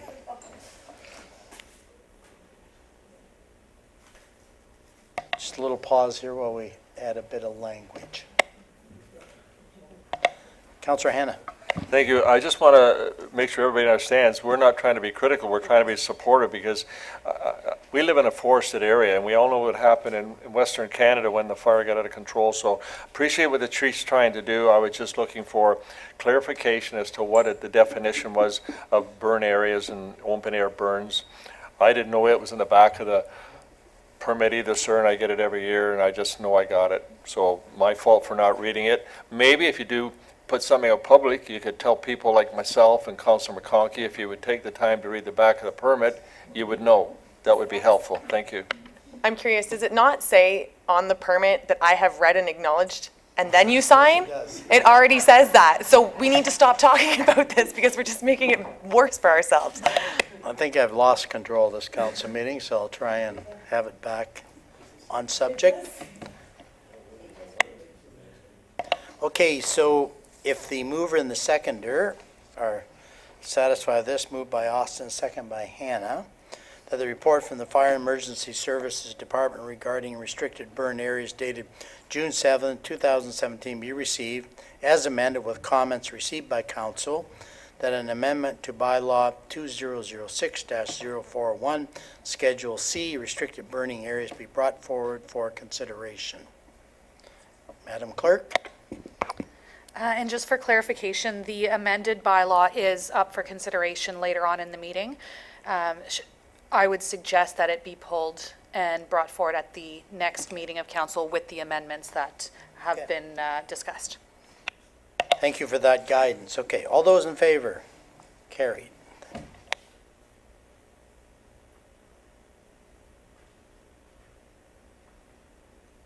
Okay, 9.7, improvement of the 9-mile Portage Heritage Trail Construction Award. So I need a mover and a seconder to get this on the table.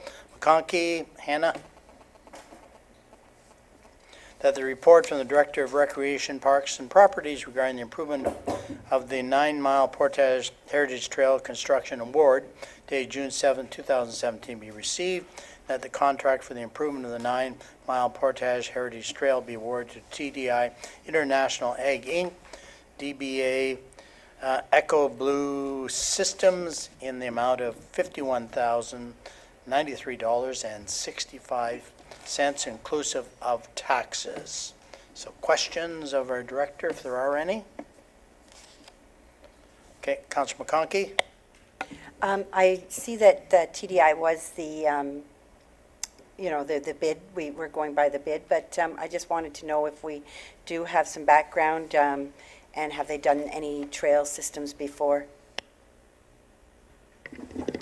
Thank you, Your Worship. Through to Councillor McConkey, we did check references on 2 projects they completed last year. One was with the Lake Simcoe Regional Conservation Authority, which was the Beaver River Trail. They were quite complimentary with regards to the workmanship, quality, and maintaining budget. And the second was the Schmidt Woods Trail in the township of Wilmot. Again, it was an 8-kilometer trail system that they started from scratch, similar to this one, and they were quite pleased with the outcome as well. Councillor McConkey? Just to follow up, it just made me trigger. For the base of it, are we leaving it sort of more of a natural type trail for liability purposes, or how are we, how do you see that going? Director Belcourt? Thank you. Through to Councillor McConkey. It will be a 3-meter screen trail, identical to the one that was built in through the Snow Manor Woods green buffer zone. Well, thank you for proceeding with this, and I'm happy to see it moving forward. Deputy Mayor Allen? Thank you, Mayor French. I was glad to hear the due diligence. That's quite a spread between the quotes. That's considerably wider than usually is the case, isn't it? Director Belcour? Thank you, through the Deputy Mayor. Yes, there was quite a spread with the high bidder. As you know, they were awarded the contract for another road job of ours. So they're more into the road building, so I'm assuming that's why their cost was a little higher. The others are more local, per se. The second low bid actually owns a pit across the road from there, so he was quite anxious to get it. But in talking to them, there was 12 people at the site meeting. They all seemed quite enthused about it. So to get 7 bids, seven companies to respond we felt was quite good, despite the discrepancy in the spread. In talking with the other, the Lake Simcoe Regional Conservation Authority and the Township of Wilmot,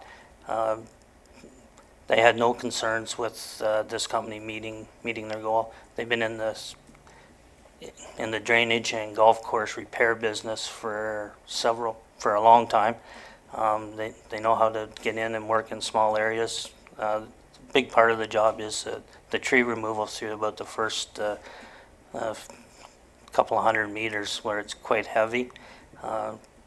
So that's where I think a lot of the discrepancy was with the wood removal and the stump grinding.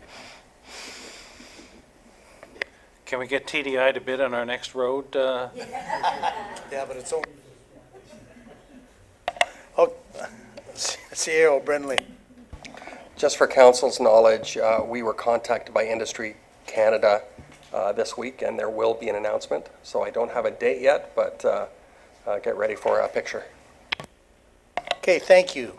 All those in favor? Carried.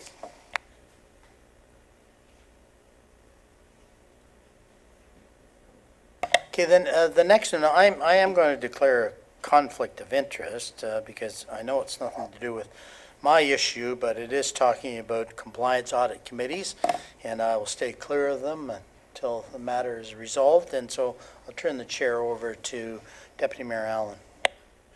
Thank you, Mayor French. Pretty straightforward. Clerk Chaperon. The motion is, can I have a mover and a seconder for the motion? Councillor Coghlan, Councillor Hanna. That the report from the clerk regarding 2018 municipal elections joint compliance audit committee dated June 7, 2017 be received, and the council for the Township of Springwater support the further review of a county-wide joint compliance audit committee for the 2018 municipal election, and that staff be directed to report to council once further details are available. Any questions or comments? Councillor Hanna? Thank you. I think it's a good report. In the report, it states that a clerk would not be involved in the jurisdiction where an investigation was taking place. And I think that should be further emphasized, that an appointee from that jurisdiction should not be involved in an audit in that jurisdiction as well. So in other words, if there was an investigation or an audit within Springwater, the clerk and the people on the committee should be from another jurisdiction. And if the clerk could bring that forward in future discussions, I think it would be a good consideration. Yes, Clerk Chaperon. Discussions surrounding different clerks have taken place. The issue with the membership is, once the membership is approved by bylaw, that is the membership as a committee. To qualify to be a committee member, you need to have certain criteria, which means you're not involved in a campaign, you were not a candidate. So there's already that buffer set in place to ensure as best an unbiased, impartial committee member. To tell a committee member that they would not be participating in a compliance audit because they might live in that township, we wouldn't be able to do that. Once the committee is appointed, that's how it stands. That's unfortunate, because whether it's in a municipality or not, there's always potential for bias, and I just think it would be better to bring outside people into whatever municipality the audit is taking place in, and that's my view. I'm sorry. Any other questions or comments? Seeing none, all those in favor? Carried.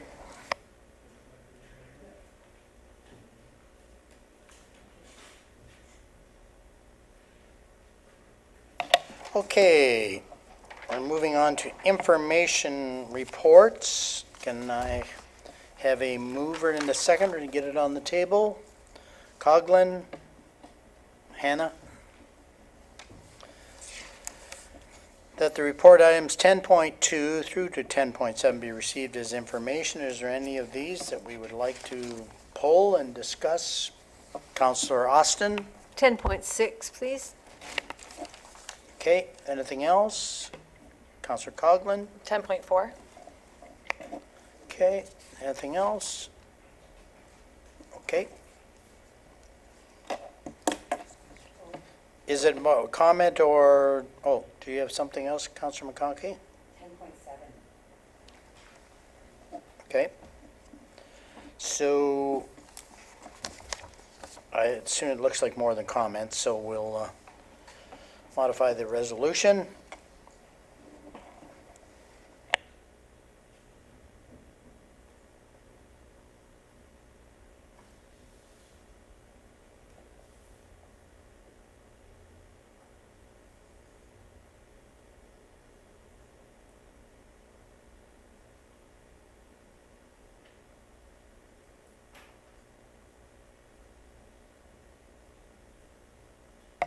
Okay, it'll read that the report items 10.2 through to 10.7 be received as information with the exception of items 10.4, 10.6, and 10.7 to be introduced separately. All those in favor? Carried.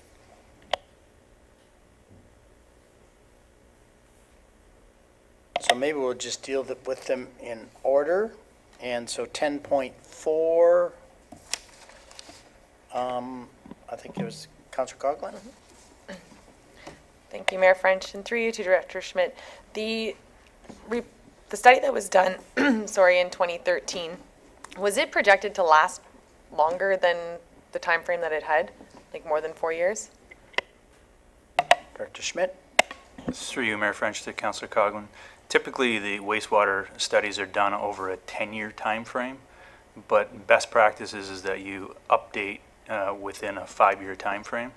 And so typically also you'll see that municipalities that are in a somewhat growth position will update more frequently to ensure that they are being fiscally responsible with water and wastewater rates. So this is not unusual. If we weren't doing it this year, we would definitely be doing it next year. The fact of the matter is, and just to provide a little bit more update, we actually had our kickoff meeting today with the consultant. We are looking at coming to council in, dates haven't been 100% confirmed yet, but we are looking to come to council with a public information session in late September, early October, with hopefully some council consideration for adoption in October, November, which would line up with our 2018 budget. So. No, that sounds great. Thank you. Any other questions on that? Okay, can I have a mover and a seconder to accept the report? Councillor Coughlin, Councillor McConkey. That the report item 10.4 be received as information. All those in favor? Carried.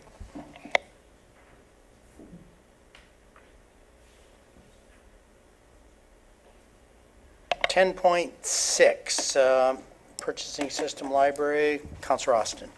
Yes, thank you, Mayor French. I would like to ask Chief Librarian or CEO of the library, Jody, to come up and explain what is meant in the report by this is an easy-to-use scanning system that can be made available to patrons and community organizations. I asked her how an individual or an organization in the community could make use of this scanning system. So I'm just asking her to explain this to council. Carry on. Okay. Thank you, Your Worship, and through you to Councillor Austin.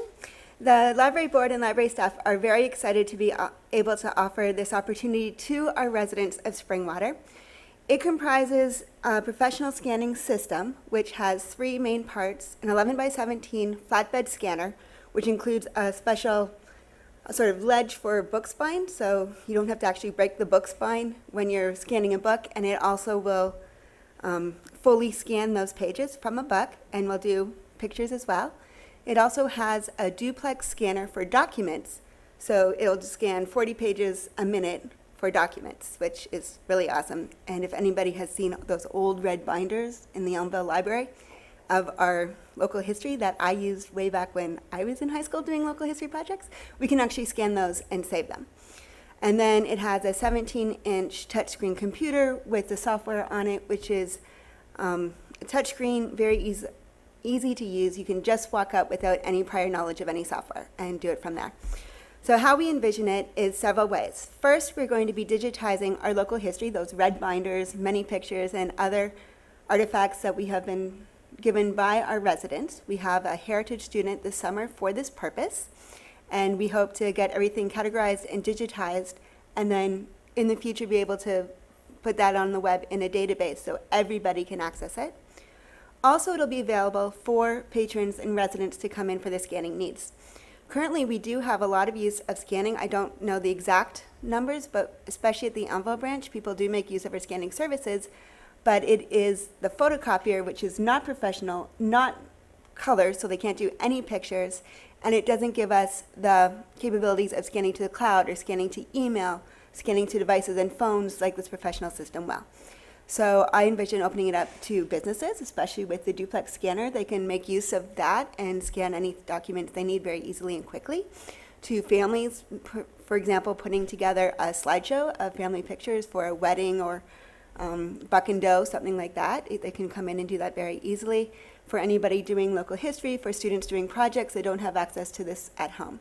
And this will be the basis for our makerspace, because libraries are now not just repositories of information, but also creators of information. So that'll be the basis for that moving forward. Follow up. Where will it be located? It'll currently be located at the Elmville branch in the small meeting room downstairs, because that's where we have the space for it. Any other questions or comments on that? And I assume, working with the Simcoe County Library System, or even the museum, you're going to establish competitive rates for scanning services. And is there going to be a lot of training on avoiding, because when you get a high-quality scanner, there's a temptation to infringe on a lot of copyright, whether it be a textbook, because I run into that a little bit at the college, and, you know, those kind of things, because obviously a high-quality scanner, you can replicate a lot of copyrighted material. So will that be taken into consideration, and you'll have guidelines and criteria exactly what can be scanned? Yes, we are. My heritage student and I will be working on a policy for this throughout the summer, as well as for our local history, because we're really trying to ramp that up, and this is the basis of that program. There will be a copyright notice on the scanning system, and we will also be monitoring it very closely. All staff will be trained on how to use it, and copyright infringement, etc. Thank you. Any other questions? Okay, can I have a mover? Councillor Osmond, would you like to move this one? A seconder, Councillor Coghlan? That the report, item 10.6, be received as information. All those in favor? Carried.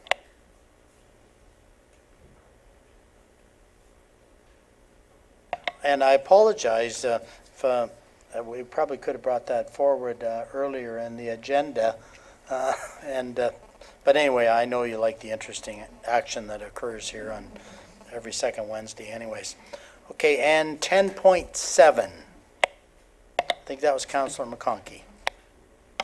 Yeah, this is the pool review, and I think I'm probably the counselor that is getting the most input on this from the residents. And I was unaware that we had a policy, and I was receiving some complaints. And now I understand, and I did ask that this policy be shared with all of council so that you all understand it. And I guess my concern is that it says that there's no budget implications. There's no budget implications currently to us, because we're sort of saying, okay, we'll go to the developers, engineers, and they'll provide comment on the plans of, you know, if where you're planning to put the pool doesn't, aligns with where the soak-away pits are or whatever we've got in the area. But, I had received, like, one of the estimates is like $800.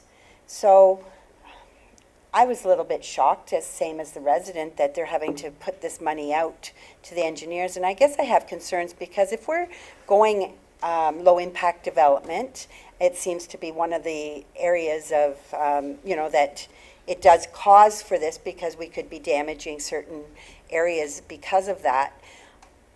Do our engineers or our developers, do they not provide like the GPS of where all of this is so that we can somehow make it a lot easier? I know that in other municipalities, they have engineers who they work with, but for us to say you have to go to your developers' engineers and to get, and then they put a fee to it. So, yeah, of course, there's no budget implication. We have no idea what they're going to cost, and some developer's engineer could be more than another. So I'm going to get a complaint, oh, this subdivision, I paid this and I paid that. Like, I need some type of stability here, and I want to make sure that the future, like, we are going low-impact development with our large development. Does that mean in our large development where we'll have small lots, we're really going to have no pools? So if we have that, I think we have to make it clear when the residents move into Springwater, you're not having a pool. Or if we, in the larger lots, like these are large lots that are having to find out if their pool is in the right area. And, you're assuming, you're thinking, okay, yeah, you got told that back area was a private sort of area, but you're sort of assuming you own the rest of the property and that you could sort of put your pool within a certain area. But that's not the case.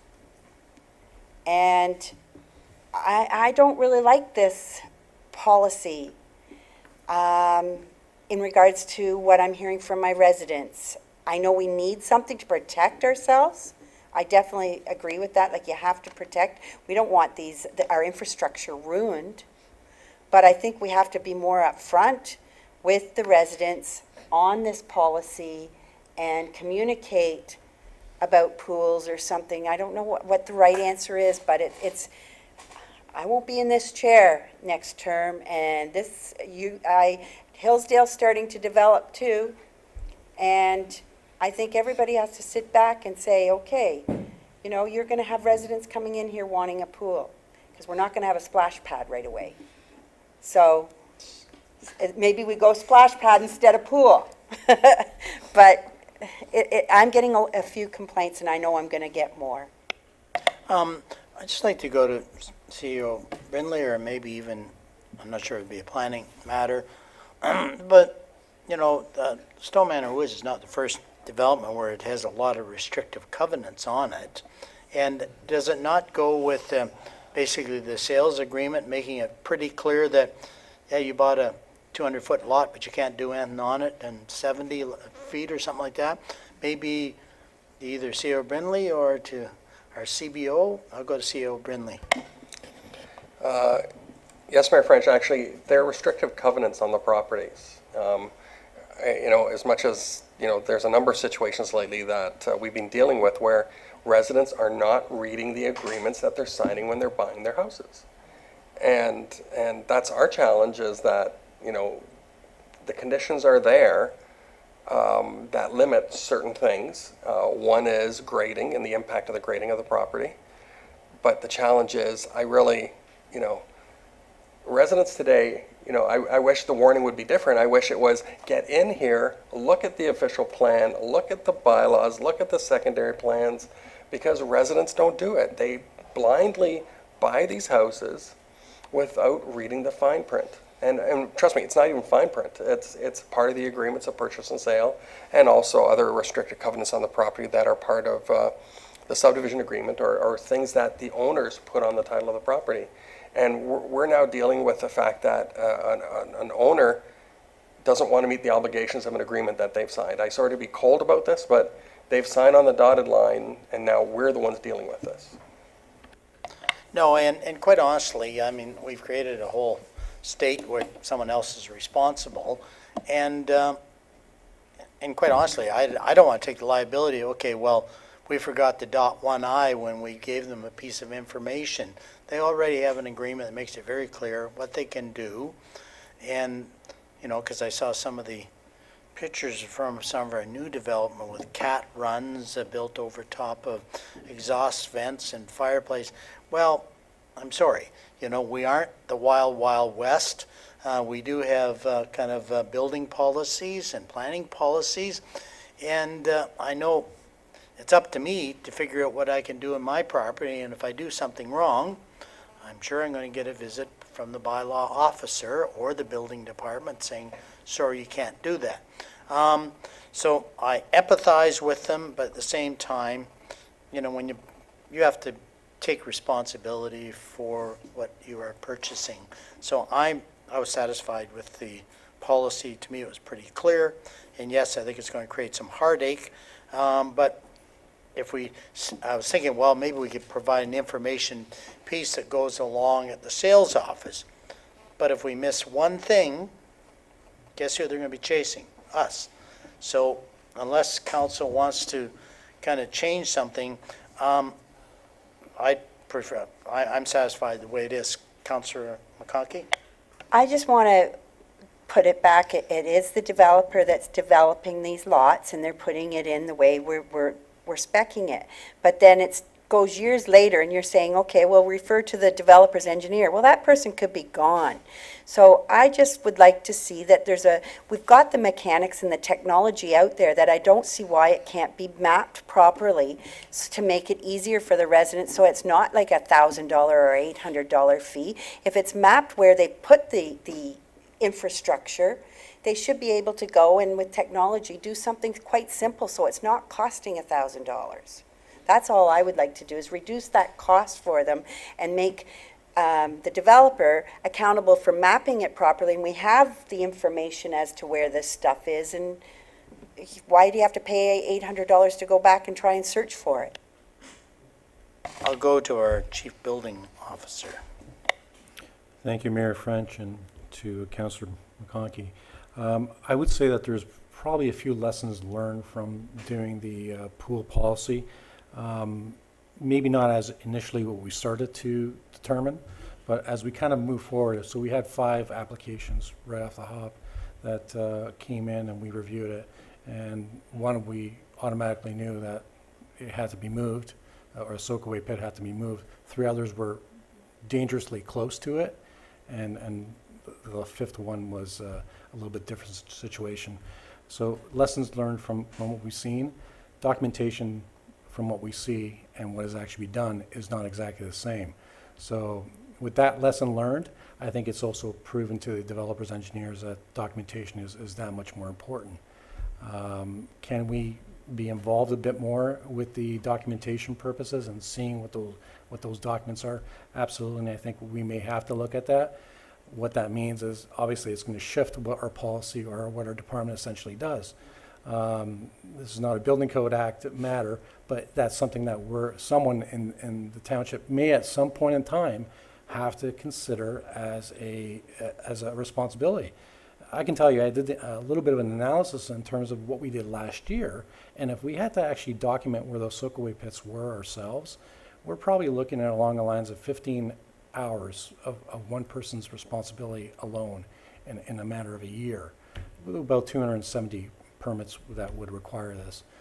So that's something that if we're going to move forward and want to document, we're obviously going to have to adjust our documentation as well as our department needs, as well as what we do as part of it. And our fees as well is going to have to go along with it.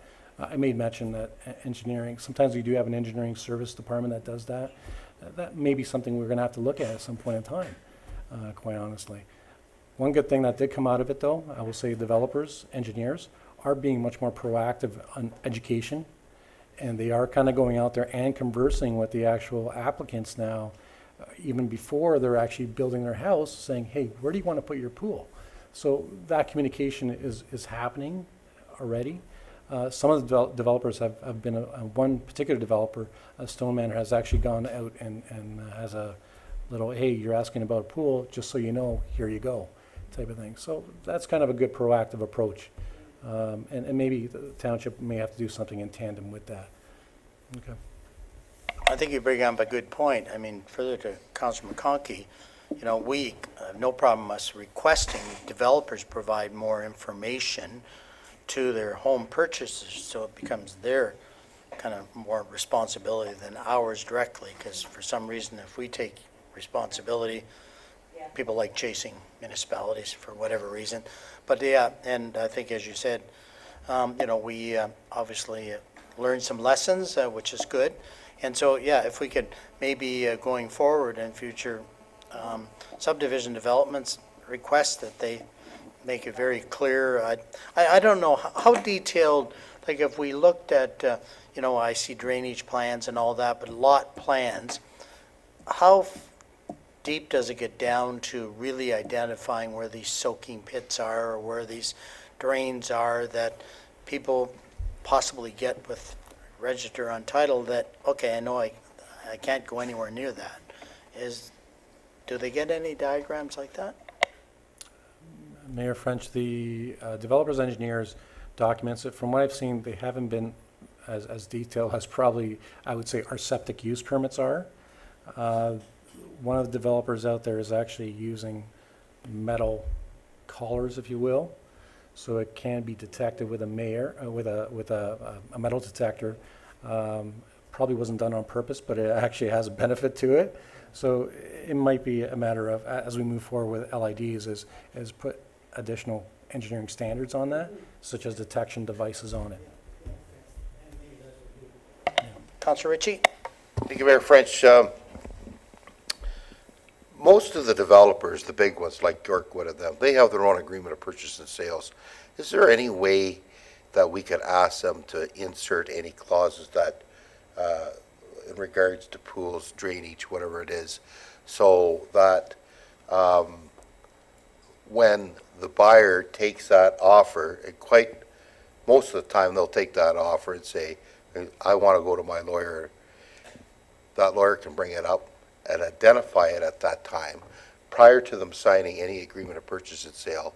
And at least then they know about it. And if any further information needs to be known, then they can come back here or forward any further information. But at least there's a clause there that brings it to light. What the whole issue here is bringing it to light and getting buyers to recognize rather than always after the fact. You're always working after the fact. Well, I didn't know.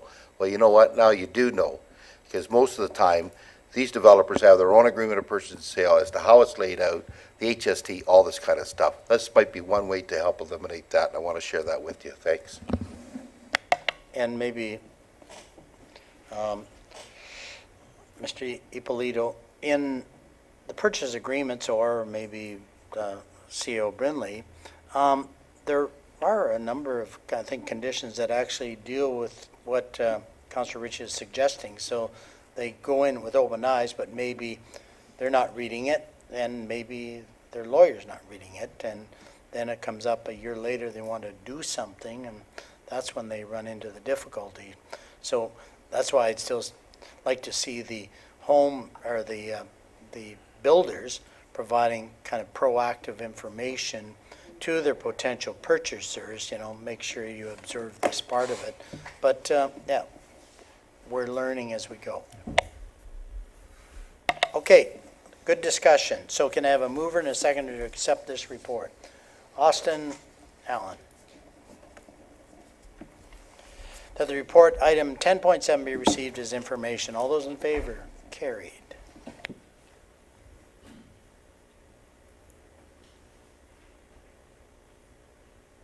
And before we go on to verbal updates, and I probably should have done this at the beginning of the meeting, certainly want to congratulate Heather Coleman. She's our new Director of Public Works. Congratulations.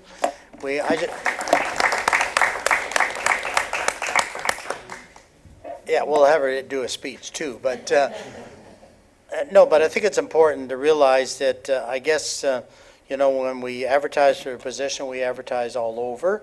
There was probably 40 responses, and we broke it down to a number that we interviewed, and then we narrowed it down for second rounds of interviews, and Heather was, I guess, the decision of the committee was unanimous, and I think that's important for everybody to know. And so we have great confidence that Heather will move the ship forward, and again, certainly want to thank Mark Archer, our former director, who is retired in that, And we're expecting great things from Heather, and she's been here long enough. She knows the lie of the land.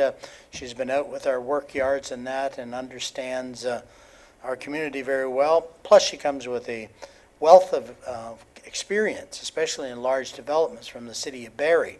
So she's been involved in all aspects of the development part of it. So that was definitely some of the credentials that she brought to the table that obviously we need as we move forward. So again, congratulations, Heather. Thank you. Okay, as we move on to verbal updates, economic development. Yes, we'll go to Director Spagnell now. You have to come sit at the microphone. See how Brindley's going to do it. Actually, Director Spagnell was on holidays, and so he wasn't there. Some of the main things is the committee looked over the request for proposal for the actual RFP that we're doing for the consultant to do our marketing strategy. So that actually will be an information report coming to the next council meeting. And that will help essentially kick off what we're going to do from the standpoint of marketing over the next few years. The group also looked over the county funding program. There's a 4-year program that we're involved in, and so there'll be a staff report coming to council that also details what we're planning for the sort of the next, I would almost call fiscal year. We're already into sort of the middle of this year, so the funding goes from sort of the middle of this year to the middle of next year, even though it's considered 2017 funding. And maybe, Your Worship, can you think of some of the other things? I'm trying to think.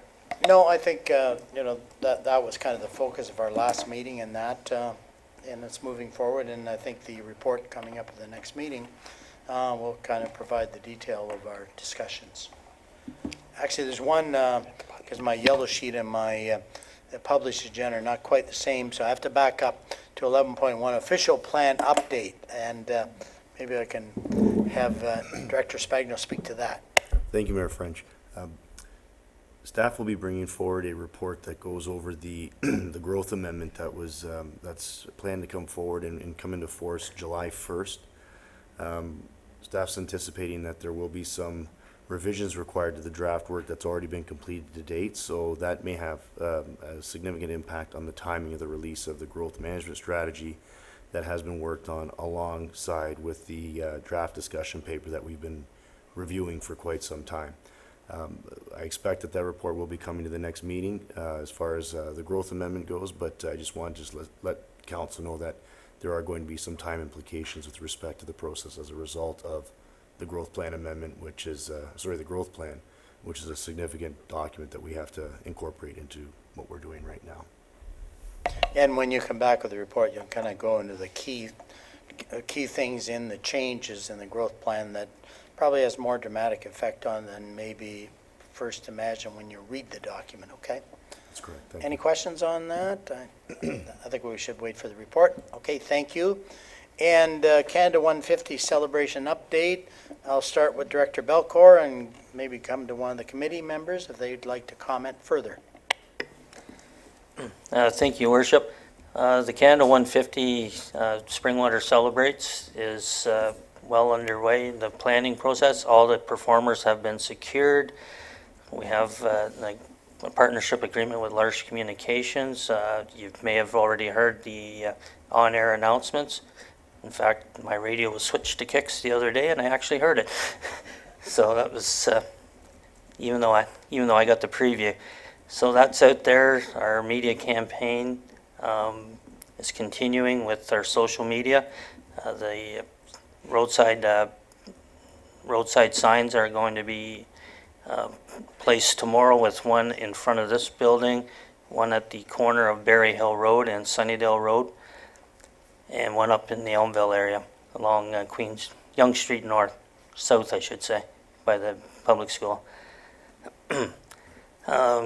So other attractions for the start of the evening have been secured. So we have the musicians, we have the partnership with Large, like I said, so Kicks will be playing music at the start. Their tailgate team will be here on site We have, with party time amusements, we have the bouncy castles, inflatable obstacle course, rock climbing walls, etc. for the children from 5 to 6, with the official part of the program starting at 6 p.m.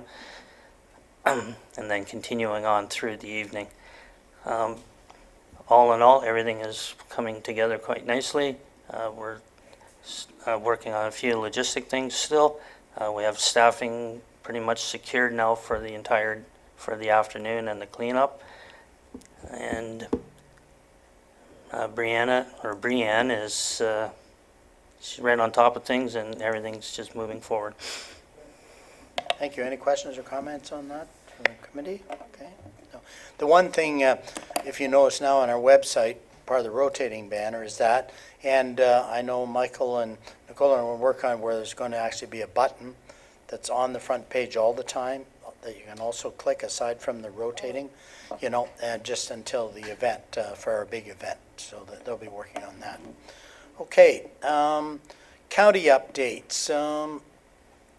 Can't think of anything dramatic that's occurred at the last meeting, but maybe Well, Deputy Mayor Allen does. thank you, Mayor French. At this point, I'll just talk about a bit about the FCM conference that I went to, and one that came down with me last weekend in Ottawa. That's the Federation of Canadian Municipalities.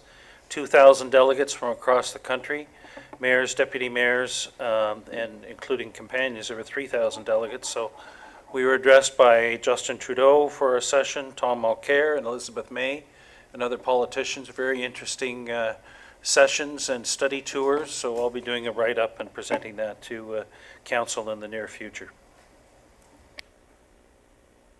Thank you. So municipal updates. Start with Councillor Hanna. All I can report, sir, is that the Midhurst 150 celebrations on June the 17th, I believe everything's in order. Thank you. Thank you. And Deputy Mayor Allen. The Hillsdale garage sale, May 27th, was a smashing success. There were about 15 tables there, lots of assorted trinkets and good attendance for people, and tremendous baked goods that all sold out. Thanks to the staff for helping to put the flags out front and helping with other things to make it a success. We raised about $800 at the garage sale, so that was good. Great event. Yeah, and as a follow-up, before I go to Councillor Austin, one of the things that I have requested is, our nice list of events, that they all be populated in our calendar, so in case we forget to put it in there, at least you'll get a flag saying, even though we should be reading our own information, I've asked to be populated in our calendars because we have a number of events going on. Councillor Austin. Yes, great thank you to the Elmville Maple Syrup Festival Committee and the Floss Elmville Agricultural Society for the new flagpole, which is flying the Canadian flag at the Gateway Park. Secondly, this Friday, 2 days from now, the first day of this year's Summer Farmers Market in the parking lot outside the Community Hall. It will be opening. The BIA has 2 upcoming events. On July 1st, they're going to have Vintage Days, the 3rd annual Vintage Days downtown. At the same time, at Heritage Park, the high school fundraising, shared facility fundraising committee will be having a barbecue and celebration of Canada's birthday. Another event that the BIA is planning is for July 22nd. It's very much in the planning stages right now, but it's sci-fi fantasy celebration party downtown. There's a store there called Jack's on Queen, and they do a lot of sci-fi stuff, and there'll be people walking up and down the streets dressed like Darth Vader, etc. So those are all things coming up in Elmville this summer. Thank you. Any other comments? Councillor Hannan and then Councillor McConkey. Thank you. I forgot to mention, because I get questions about the status of the pavilion that's been approved for Midhurst. Mr. Belcourt is waiting for costings, so anybody at home that's wondering, he's waiting for costings, and I believe there's a report coming forward to council. I'm just not sure when. Maybe Mr. Belcourt could comment on that. Mr. Belcourt, do you have any response to that? Yes, thank you, Your Worship. Through to Councillor Hannah, it will be coming forth in 2 weeks' time, as I received the costing this morning. Okay. Councillor McConkey? I attended the Barrie Innisfil Local Advisory for the Hydro this morning meeting, and I just wanted to say what was interesting of note, like when they're doing their forecasts, they're actually, like you look at it and you think, okay, the forecast isn't really reflecting our growth. Now, they did say that they've looked at our plan and stuff, the updates and that, but what's really intriguing is that they're really looking at conservation and how conservation is really actually lowering the forecasts. And there's quite an increase in conservation, and 57% of the conservation is to come through building code. And so, Nick, my hats go off to you. I know it's a difficult job now. It's only going to get worse. And, it's a lot of training and a lot of skills, and it's always changing. So it's something that, and to complement on that, I think that they're really looking at communities are starting to establish community energy plans. And I'll be bringing that up at future considerations, because I'd like to be there. I'd like to be, as we build the community, we want to make sure that we're building energy efficient communities. So it's an interesting committee, but and I'm just trying to make sure that the numbers, but the science to the numbers is just, it's more than numbers and forecasting. Thank you. Any other? Councillor Coughlin. Perfect. Thank you, Mayor French. Just a quick note to staff, the Canada 150 flags on the municipal buildings look amazing, and lots of people have been commenting about that. So thank you for getting that out and starting that off early for us. And then also I wanted to update on the library. The library held a fundraiser this past weekend, and it was called Ladies Night Out. And what it was kind of like a shop, and more than that. So they had the shopping, they had silent auction, you got your makeup done, mini massage, just lots of things for women, and they had over 100 women out to it, and they were able to raise over $5,000. So an incredible event, and the money that is going to be going to the children's programming for supplies through it. So great job to the library, and I believe it was Kathy that was the primary lead on that one. So thank you very much I'm sure there was a lot of extra effort that went into that, and it's greatly appreciated. The women had a great night, and the library board is now able to get that for them. And I think everything else is not updated. Good. Any other municipal updates? Okay, let's move on to notices of motion. Does anybody have a notice of motion? Okay, seeing none. Items for future consideration. Councillor McConkey, you had a comment? I'd just like to bring up that if staff could maybe investigate funding opportunities for to develop a community energy plan, because there is funding out there, and I think that there's one to update or to create new. And so if we could just look into that, so that we can start with that to sort of incorporate as we go through our new growth plans and our official updates, it would sort of coincide with that. Okay. Councillor Coughlin. First, so I just wanted to follow up with Mayor French. We did have a conversation about the shrew tree. I know the shrew tree is still on our items for future consideration, but I didn't know if it had made it to the county through heads of council. I think the only comment I said to the Director of Public Works, if it's at the county, if that shrew tree disappeared, there wouldn't be a lot of pushback from the township, I don't believe.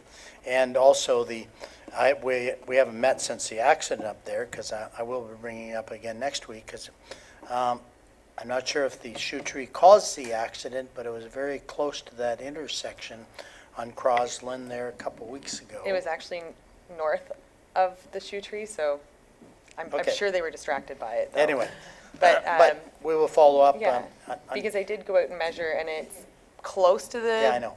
But if it's not on the road allowance, there's a county forest right behind it. So either way, it's the county's tree. So I don't know how to get them to deal with that.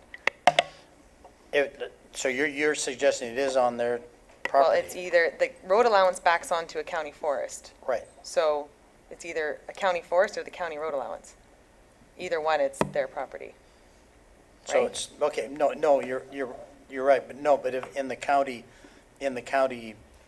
road right away, they'd be more interested from a safety perspective. In their forest, that. Yeah. but I no, only but had a we 10-foot could have tape a measure, discussion so. with, we'll have a discussion with the Yeah. forester. Yeah. That would be a separate issue, Okay. but, Just no, to- and quite honestly, there's another issue. Yeah, it was kind of interesting when all the shoes were hanging from the tree, up to a couple of years ago, but now is a pile of garbage. And the county might be requested to clean up the garbage that's on the side of the road. So I'll have further discussions next week, but yes, my understanding it's not on the road allowance, it's maybe in their forest, but that would be a separate, so I'll follow that up. No Thank problem. you. Also, further to the, in both the issue for code of conduct and sign bylaw, it says that it'll be coming forward in the summer of 2017, and I just wanted to make sure that that was still the case, as that's within the next 3 meetings. Madam Clerk? Yes, so the Code of Conduct, Bill 68 has just received royal assent, so we should be finding out the regulations for that shortly, as well as the timelines, which makes a Code of Conduct mandatory for all municipal councils. So the Code of Conduct was put on hold until that happened, which is just happened in the past week. As far as the sign bylaw, it's still being worked on. The plan is still summer of 2017. It might be delayed slightly. Now, that's not including the election sign bylaw. That is going to be a completely separate part of that project, which should come at a bit of a later date. We're working on very strict timelines that are mandated for the elections, and that's one of a bit of a later date. So we're just working on those in priority sequence. Thank you. And it is the election sign bylaw that I'd like to deal with. And also, Councillor McConkey and I have often talked about the electronic communication and social media throughout election. So if we can just make sure that our policy is updated to include electronic communications and resources, so that there's a clear understanding of what is permitted and not permitted throughout, just because I want to get it done now rather than looking like we're placing something on future candidates, I will say. Do you want to comment on that? Just a comment on the elections policies. They are policies that are through the clerk's department. They are not approved by council. Oh, but just to make sure that, can we get debriefed on that and like information, just specifically through, we've heard that you can use Facebook, you can't use Facebook, I just want a clear understanding of what is permitted. That would be wonderful. Next is, I understand that members of staff are attending debriefing or sessions on the changes to the OMB. Is that correct? Or that's available? No, that's not correct? All right. Is there going to be an opportunity for council to better understand such changes? Director Spagno, do you want to comment, or CEO Brindley? No, thank you. Through the mayor to Councillor Coghlan, staff is currently working on an update or essentially information piece for council, so they can understand things. As someone who has a degree in urban regional planning, I still don't understand it all. So I'm relying on my team to help myself and council understand the implications of the changes. And then just to add one more to my list. Actually, I think Director Oh, you Spagno got- wants to comment. No. Thank you, Mayor French, through to Councillor Coghlan. The other thing is that the province has provided an overview of what they expect the changes to be. But the actual legislation and how they're going to do this, they're still trying to work that out. So CAO Brindley is correct in that we're working on a report to try to summarize what this actually means. But I think until we actually see the legislation and how it's going to be done, that's what's going to be, that's going to form more substance, I think, for more council says, because I think they're still working the details out. Yeah, like one of the huge questions I know, and I've asked Director Spagno, I mean, this is interesting. We're going to have a new planning tribunal, But what happens with all those outstanding OMB cases that have been taking for years? And there was no direction even in our minister's call.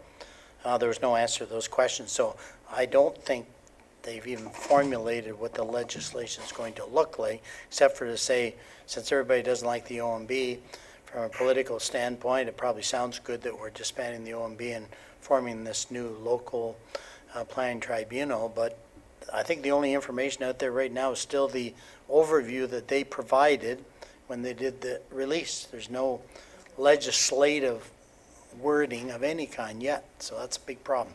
Yes, carry on. Last one. Just some information for council. Would like the information first before I can do notice of motion regarding the card locks. I know this sounds simple, but at our yard workstations, we don't have card locks on any of our, how we fuel any of our vehicles. So I just wanted to know how we bring up to speed, like just how we put GPSs in vehicles, and if this is the next step, and if it would make things more efficient for us, or if it's just too much of a cost. I would like information on that, please.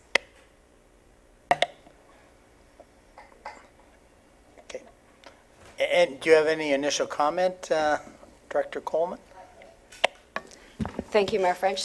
Through you to Councillor Coughlin. We currently have a key system, so there's a key assigned to each vehicle. Within the panel itself, the key fits into the slot and turns on the fuel for that vehicle. And then it's tracked that way. What you witnessed this afternoon was the retiring of some vehicles, so the keys come out of those vehicles that are going to auction, and then we've brought on new vehicles. Having said that, the system is antiquated. And also, we have now assigned the last key for unleaded fuel. So we have no more room for any other unleaded fuel vehicles. Certainly to bring that forward in next year or the subsequent year's budget, I think that you will see that, because as we grow, we are going to need a system that is more secure, that is quicker, and that obviously has more capacity for. Can I just ask you to elaborate on the reading of how that's communicated to the finance department? Yes, through you, Mayor French, to Councillor Coughlin, the tanks are checked every day. They're dipped every day. And then once a month, there's a handwritten summary that comes into finance, and one of our clerks reviews that and balances it with hopefully the fuel that's used. And there are cases where it does not match. There are cases where the key is able to slip out but not turn off that vehicle, so there's too much fuel charged to one vehicle and not enough to another. There's cases of people reversing numbers, 57 instead of 75 or something like that, where some months it takes more time than others to actually get down to a balance. Thank you. Councillor McConkey. There's one other thing that I forgot to bring up, two things for future considerations. One is Councillor Hannah and I are on the policing committee, and I know that at the beginning of the year, we all have our own little purse that we can deal with our financials if we want to go on courses or whatever. But Councillor Hannah and I agreed, and Ron, the director of Parks and Rec, I'd like to thank Ron for what he has done for signage, for safety in the communities on the signs where he's putting drive slowly. And I know we discussed that at the budget time, that if we can help, some communities where we're getting a lot of complaints, if you could do that. So that, the residents love that. But I think we could do it a little bit further where in Barrie, they've, and I know they did it as per counselor base, and I don't want that. And some of them had their counselor name at the bottom where you could, drive slowly, you're in a community. But I think with the summer coming out and the students are out playing there's more traffic in Springwater through the summer. Councillor Hannah experiences with the cottagers going through his area. I experience it with going to the local farmers markets and stuff. So I was wanting to, and himself use our budget to help the policing committee get some of these signs, so that when people have these complaints, at least that's the first little thing we can say, well, you can put this on your lawn if you feel that this will help to drive through the community. It just makes the resident feel a little better. I would like at the bottom of the sign to say, Springwater Policing Committee, but I don't know if it should come from our budget. We were offering that if there is no other budget, that it could come from that, if all of council agreed with, if we use funding towards that and ordered some signs to help the policing committee and help residents to slow down some traffic. I know I had a discussion with Councillor Hannah. I think we're deviating for what the intent was of the budget for each of the councillors, and that for education and things that benefit the township through relationships. I think, projects like that, possibly, if it's not in an operational budget and it's a one-time expense, possibly could be funded from the golf tournament. To me, would make more sense applying to that. I don't think we should be kind of broadening the scope of the individual expenses, because I think we just, through the guidance of our Director of Finance, I think we got kind of a good start to it this year of understanding what it is. So you don't have to check every conference. I mean, you decide if it's in your budget, if you want to attend it, those kind of things. So, but if someone wanted to, if you wanted to bring forward, a motion and maybe come up with a budget or whatever and say, we want X, Y, Z, I think that might be a better approach. That would be my suggestion. I don't know if Director of Finance or CAO would like to comment on that. Guess not. Okay. Any other? Oh. And the last one is expenses, and that I know that I had previously on future considerations asked that our expenses come forward onto the agenda, and I think it was agreed that they're on the website. I just feel that I still want them on the agenda maybe once a quarter, so that we as council who have to sort of review these, make sure that we take the time, and if we want to discuss it, and that we have it, and it's just open and transparency. So I just ask if I could maybe, if other councillors agree, if we have them come onto the agenda rather than just the link. I thought we had a discussion at a council meeting and decided not to do that. Am I correct? Sorry, Director Schmidt. Thank you, Mr. Mayor. Through you to Councillor McConkey. So you're correct, Mr. Mayor, is that there was a conversation, I believe, at the beginning of this term of council regarding check registers and corporate credit card registers. And the decision at the time was, I think through a recommendation through Finance and Audit Committee, that they would no longer be on council agenda, that they would simply be listed on the township's website. With that said, as part of the 2016 audit, the Finance and Audit Committee had a further discussion based on the management letter that the auditors provided, and it was indicated at that time that the Finance and Audit Committee are recommending that the corporate credit card register be added back to the council agenda as a information item on a quarterly basis. And so that will be happening commencing with the, we should be producing the first quarter soon. Second quarter is almost over. So we will need to look at publishing the first quarter. I don't think the intent was, though, that I don't believe the check registers were not going to be necessarily added back to the council agenda, just the corporate credit card. So. Okay, good. Okay, that's lots of things for future consideration. Okay, yeah, bylaws. Okay, there's one bylaw we are going to, defer till the next meeting? Okay, so maybe we'll deal with this one first. So it's the open air burning bylaw. I'm doing, okay, I have a resolution here that's going to basically approve the bylaws with the exception of the one bylaw, just so you know. So I need a mover and a seconder. Alan, Austin, and so listen to these words so it's all encompassing. That the bylaws listed herein be signed and sealed by the mayor and clerk with the exception of item 14.4, bylaw 2017-044 to amend the open air burning bylaw to be deferred for amendments. All those in favor? Carried.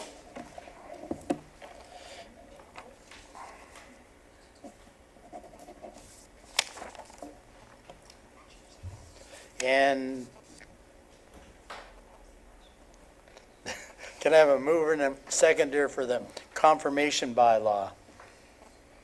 Hannah Coughlin?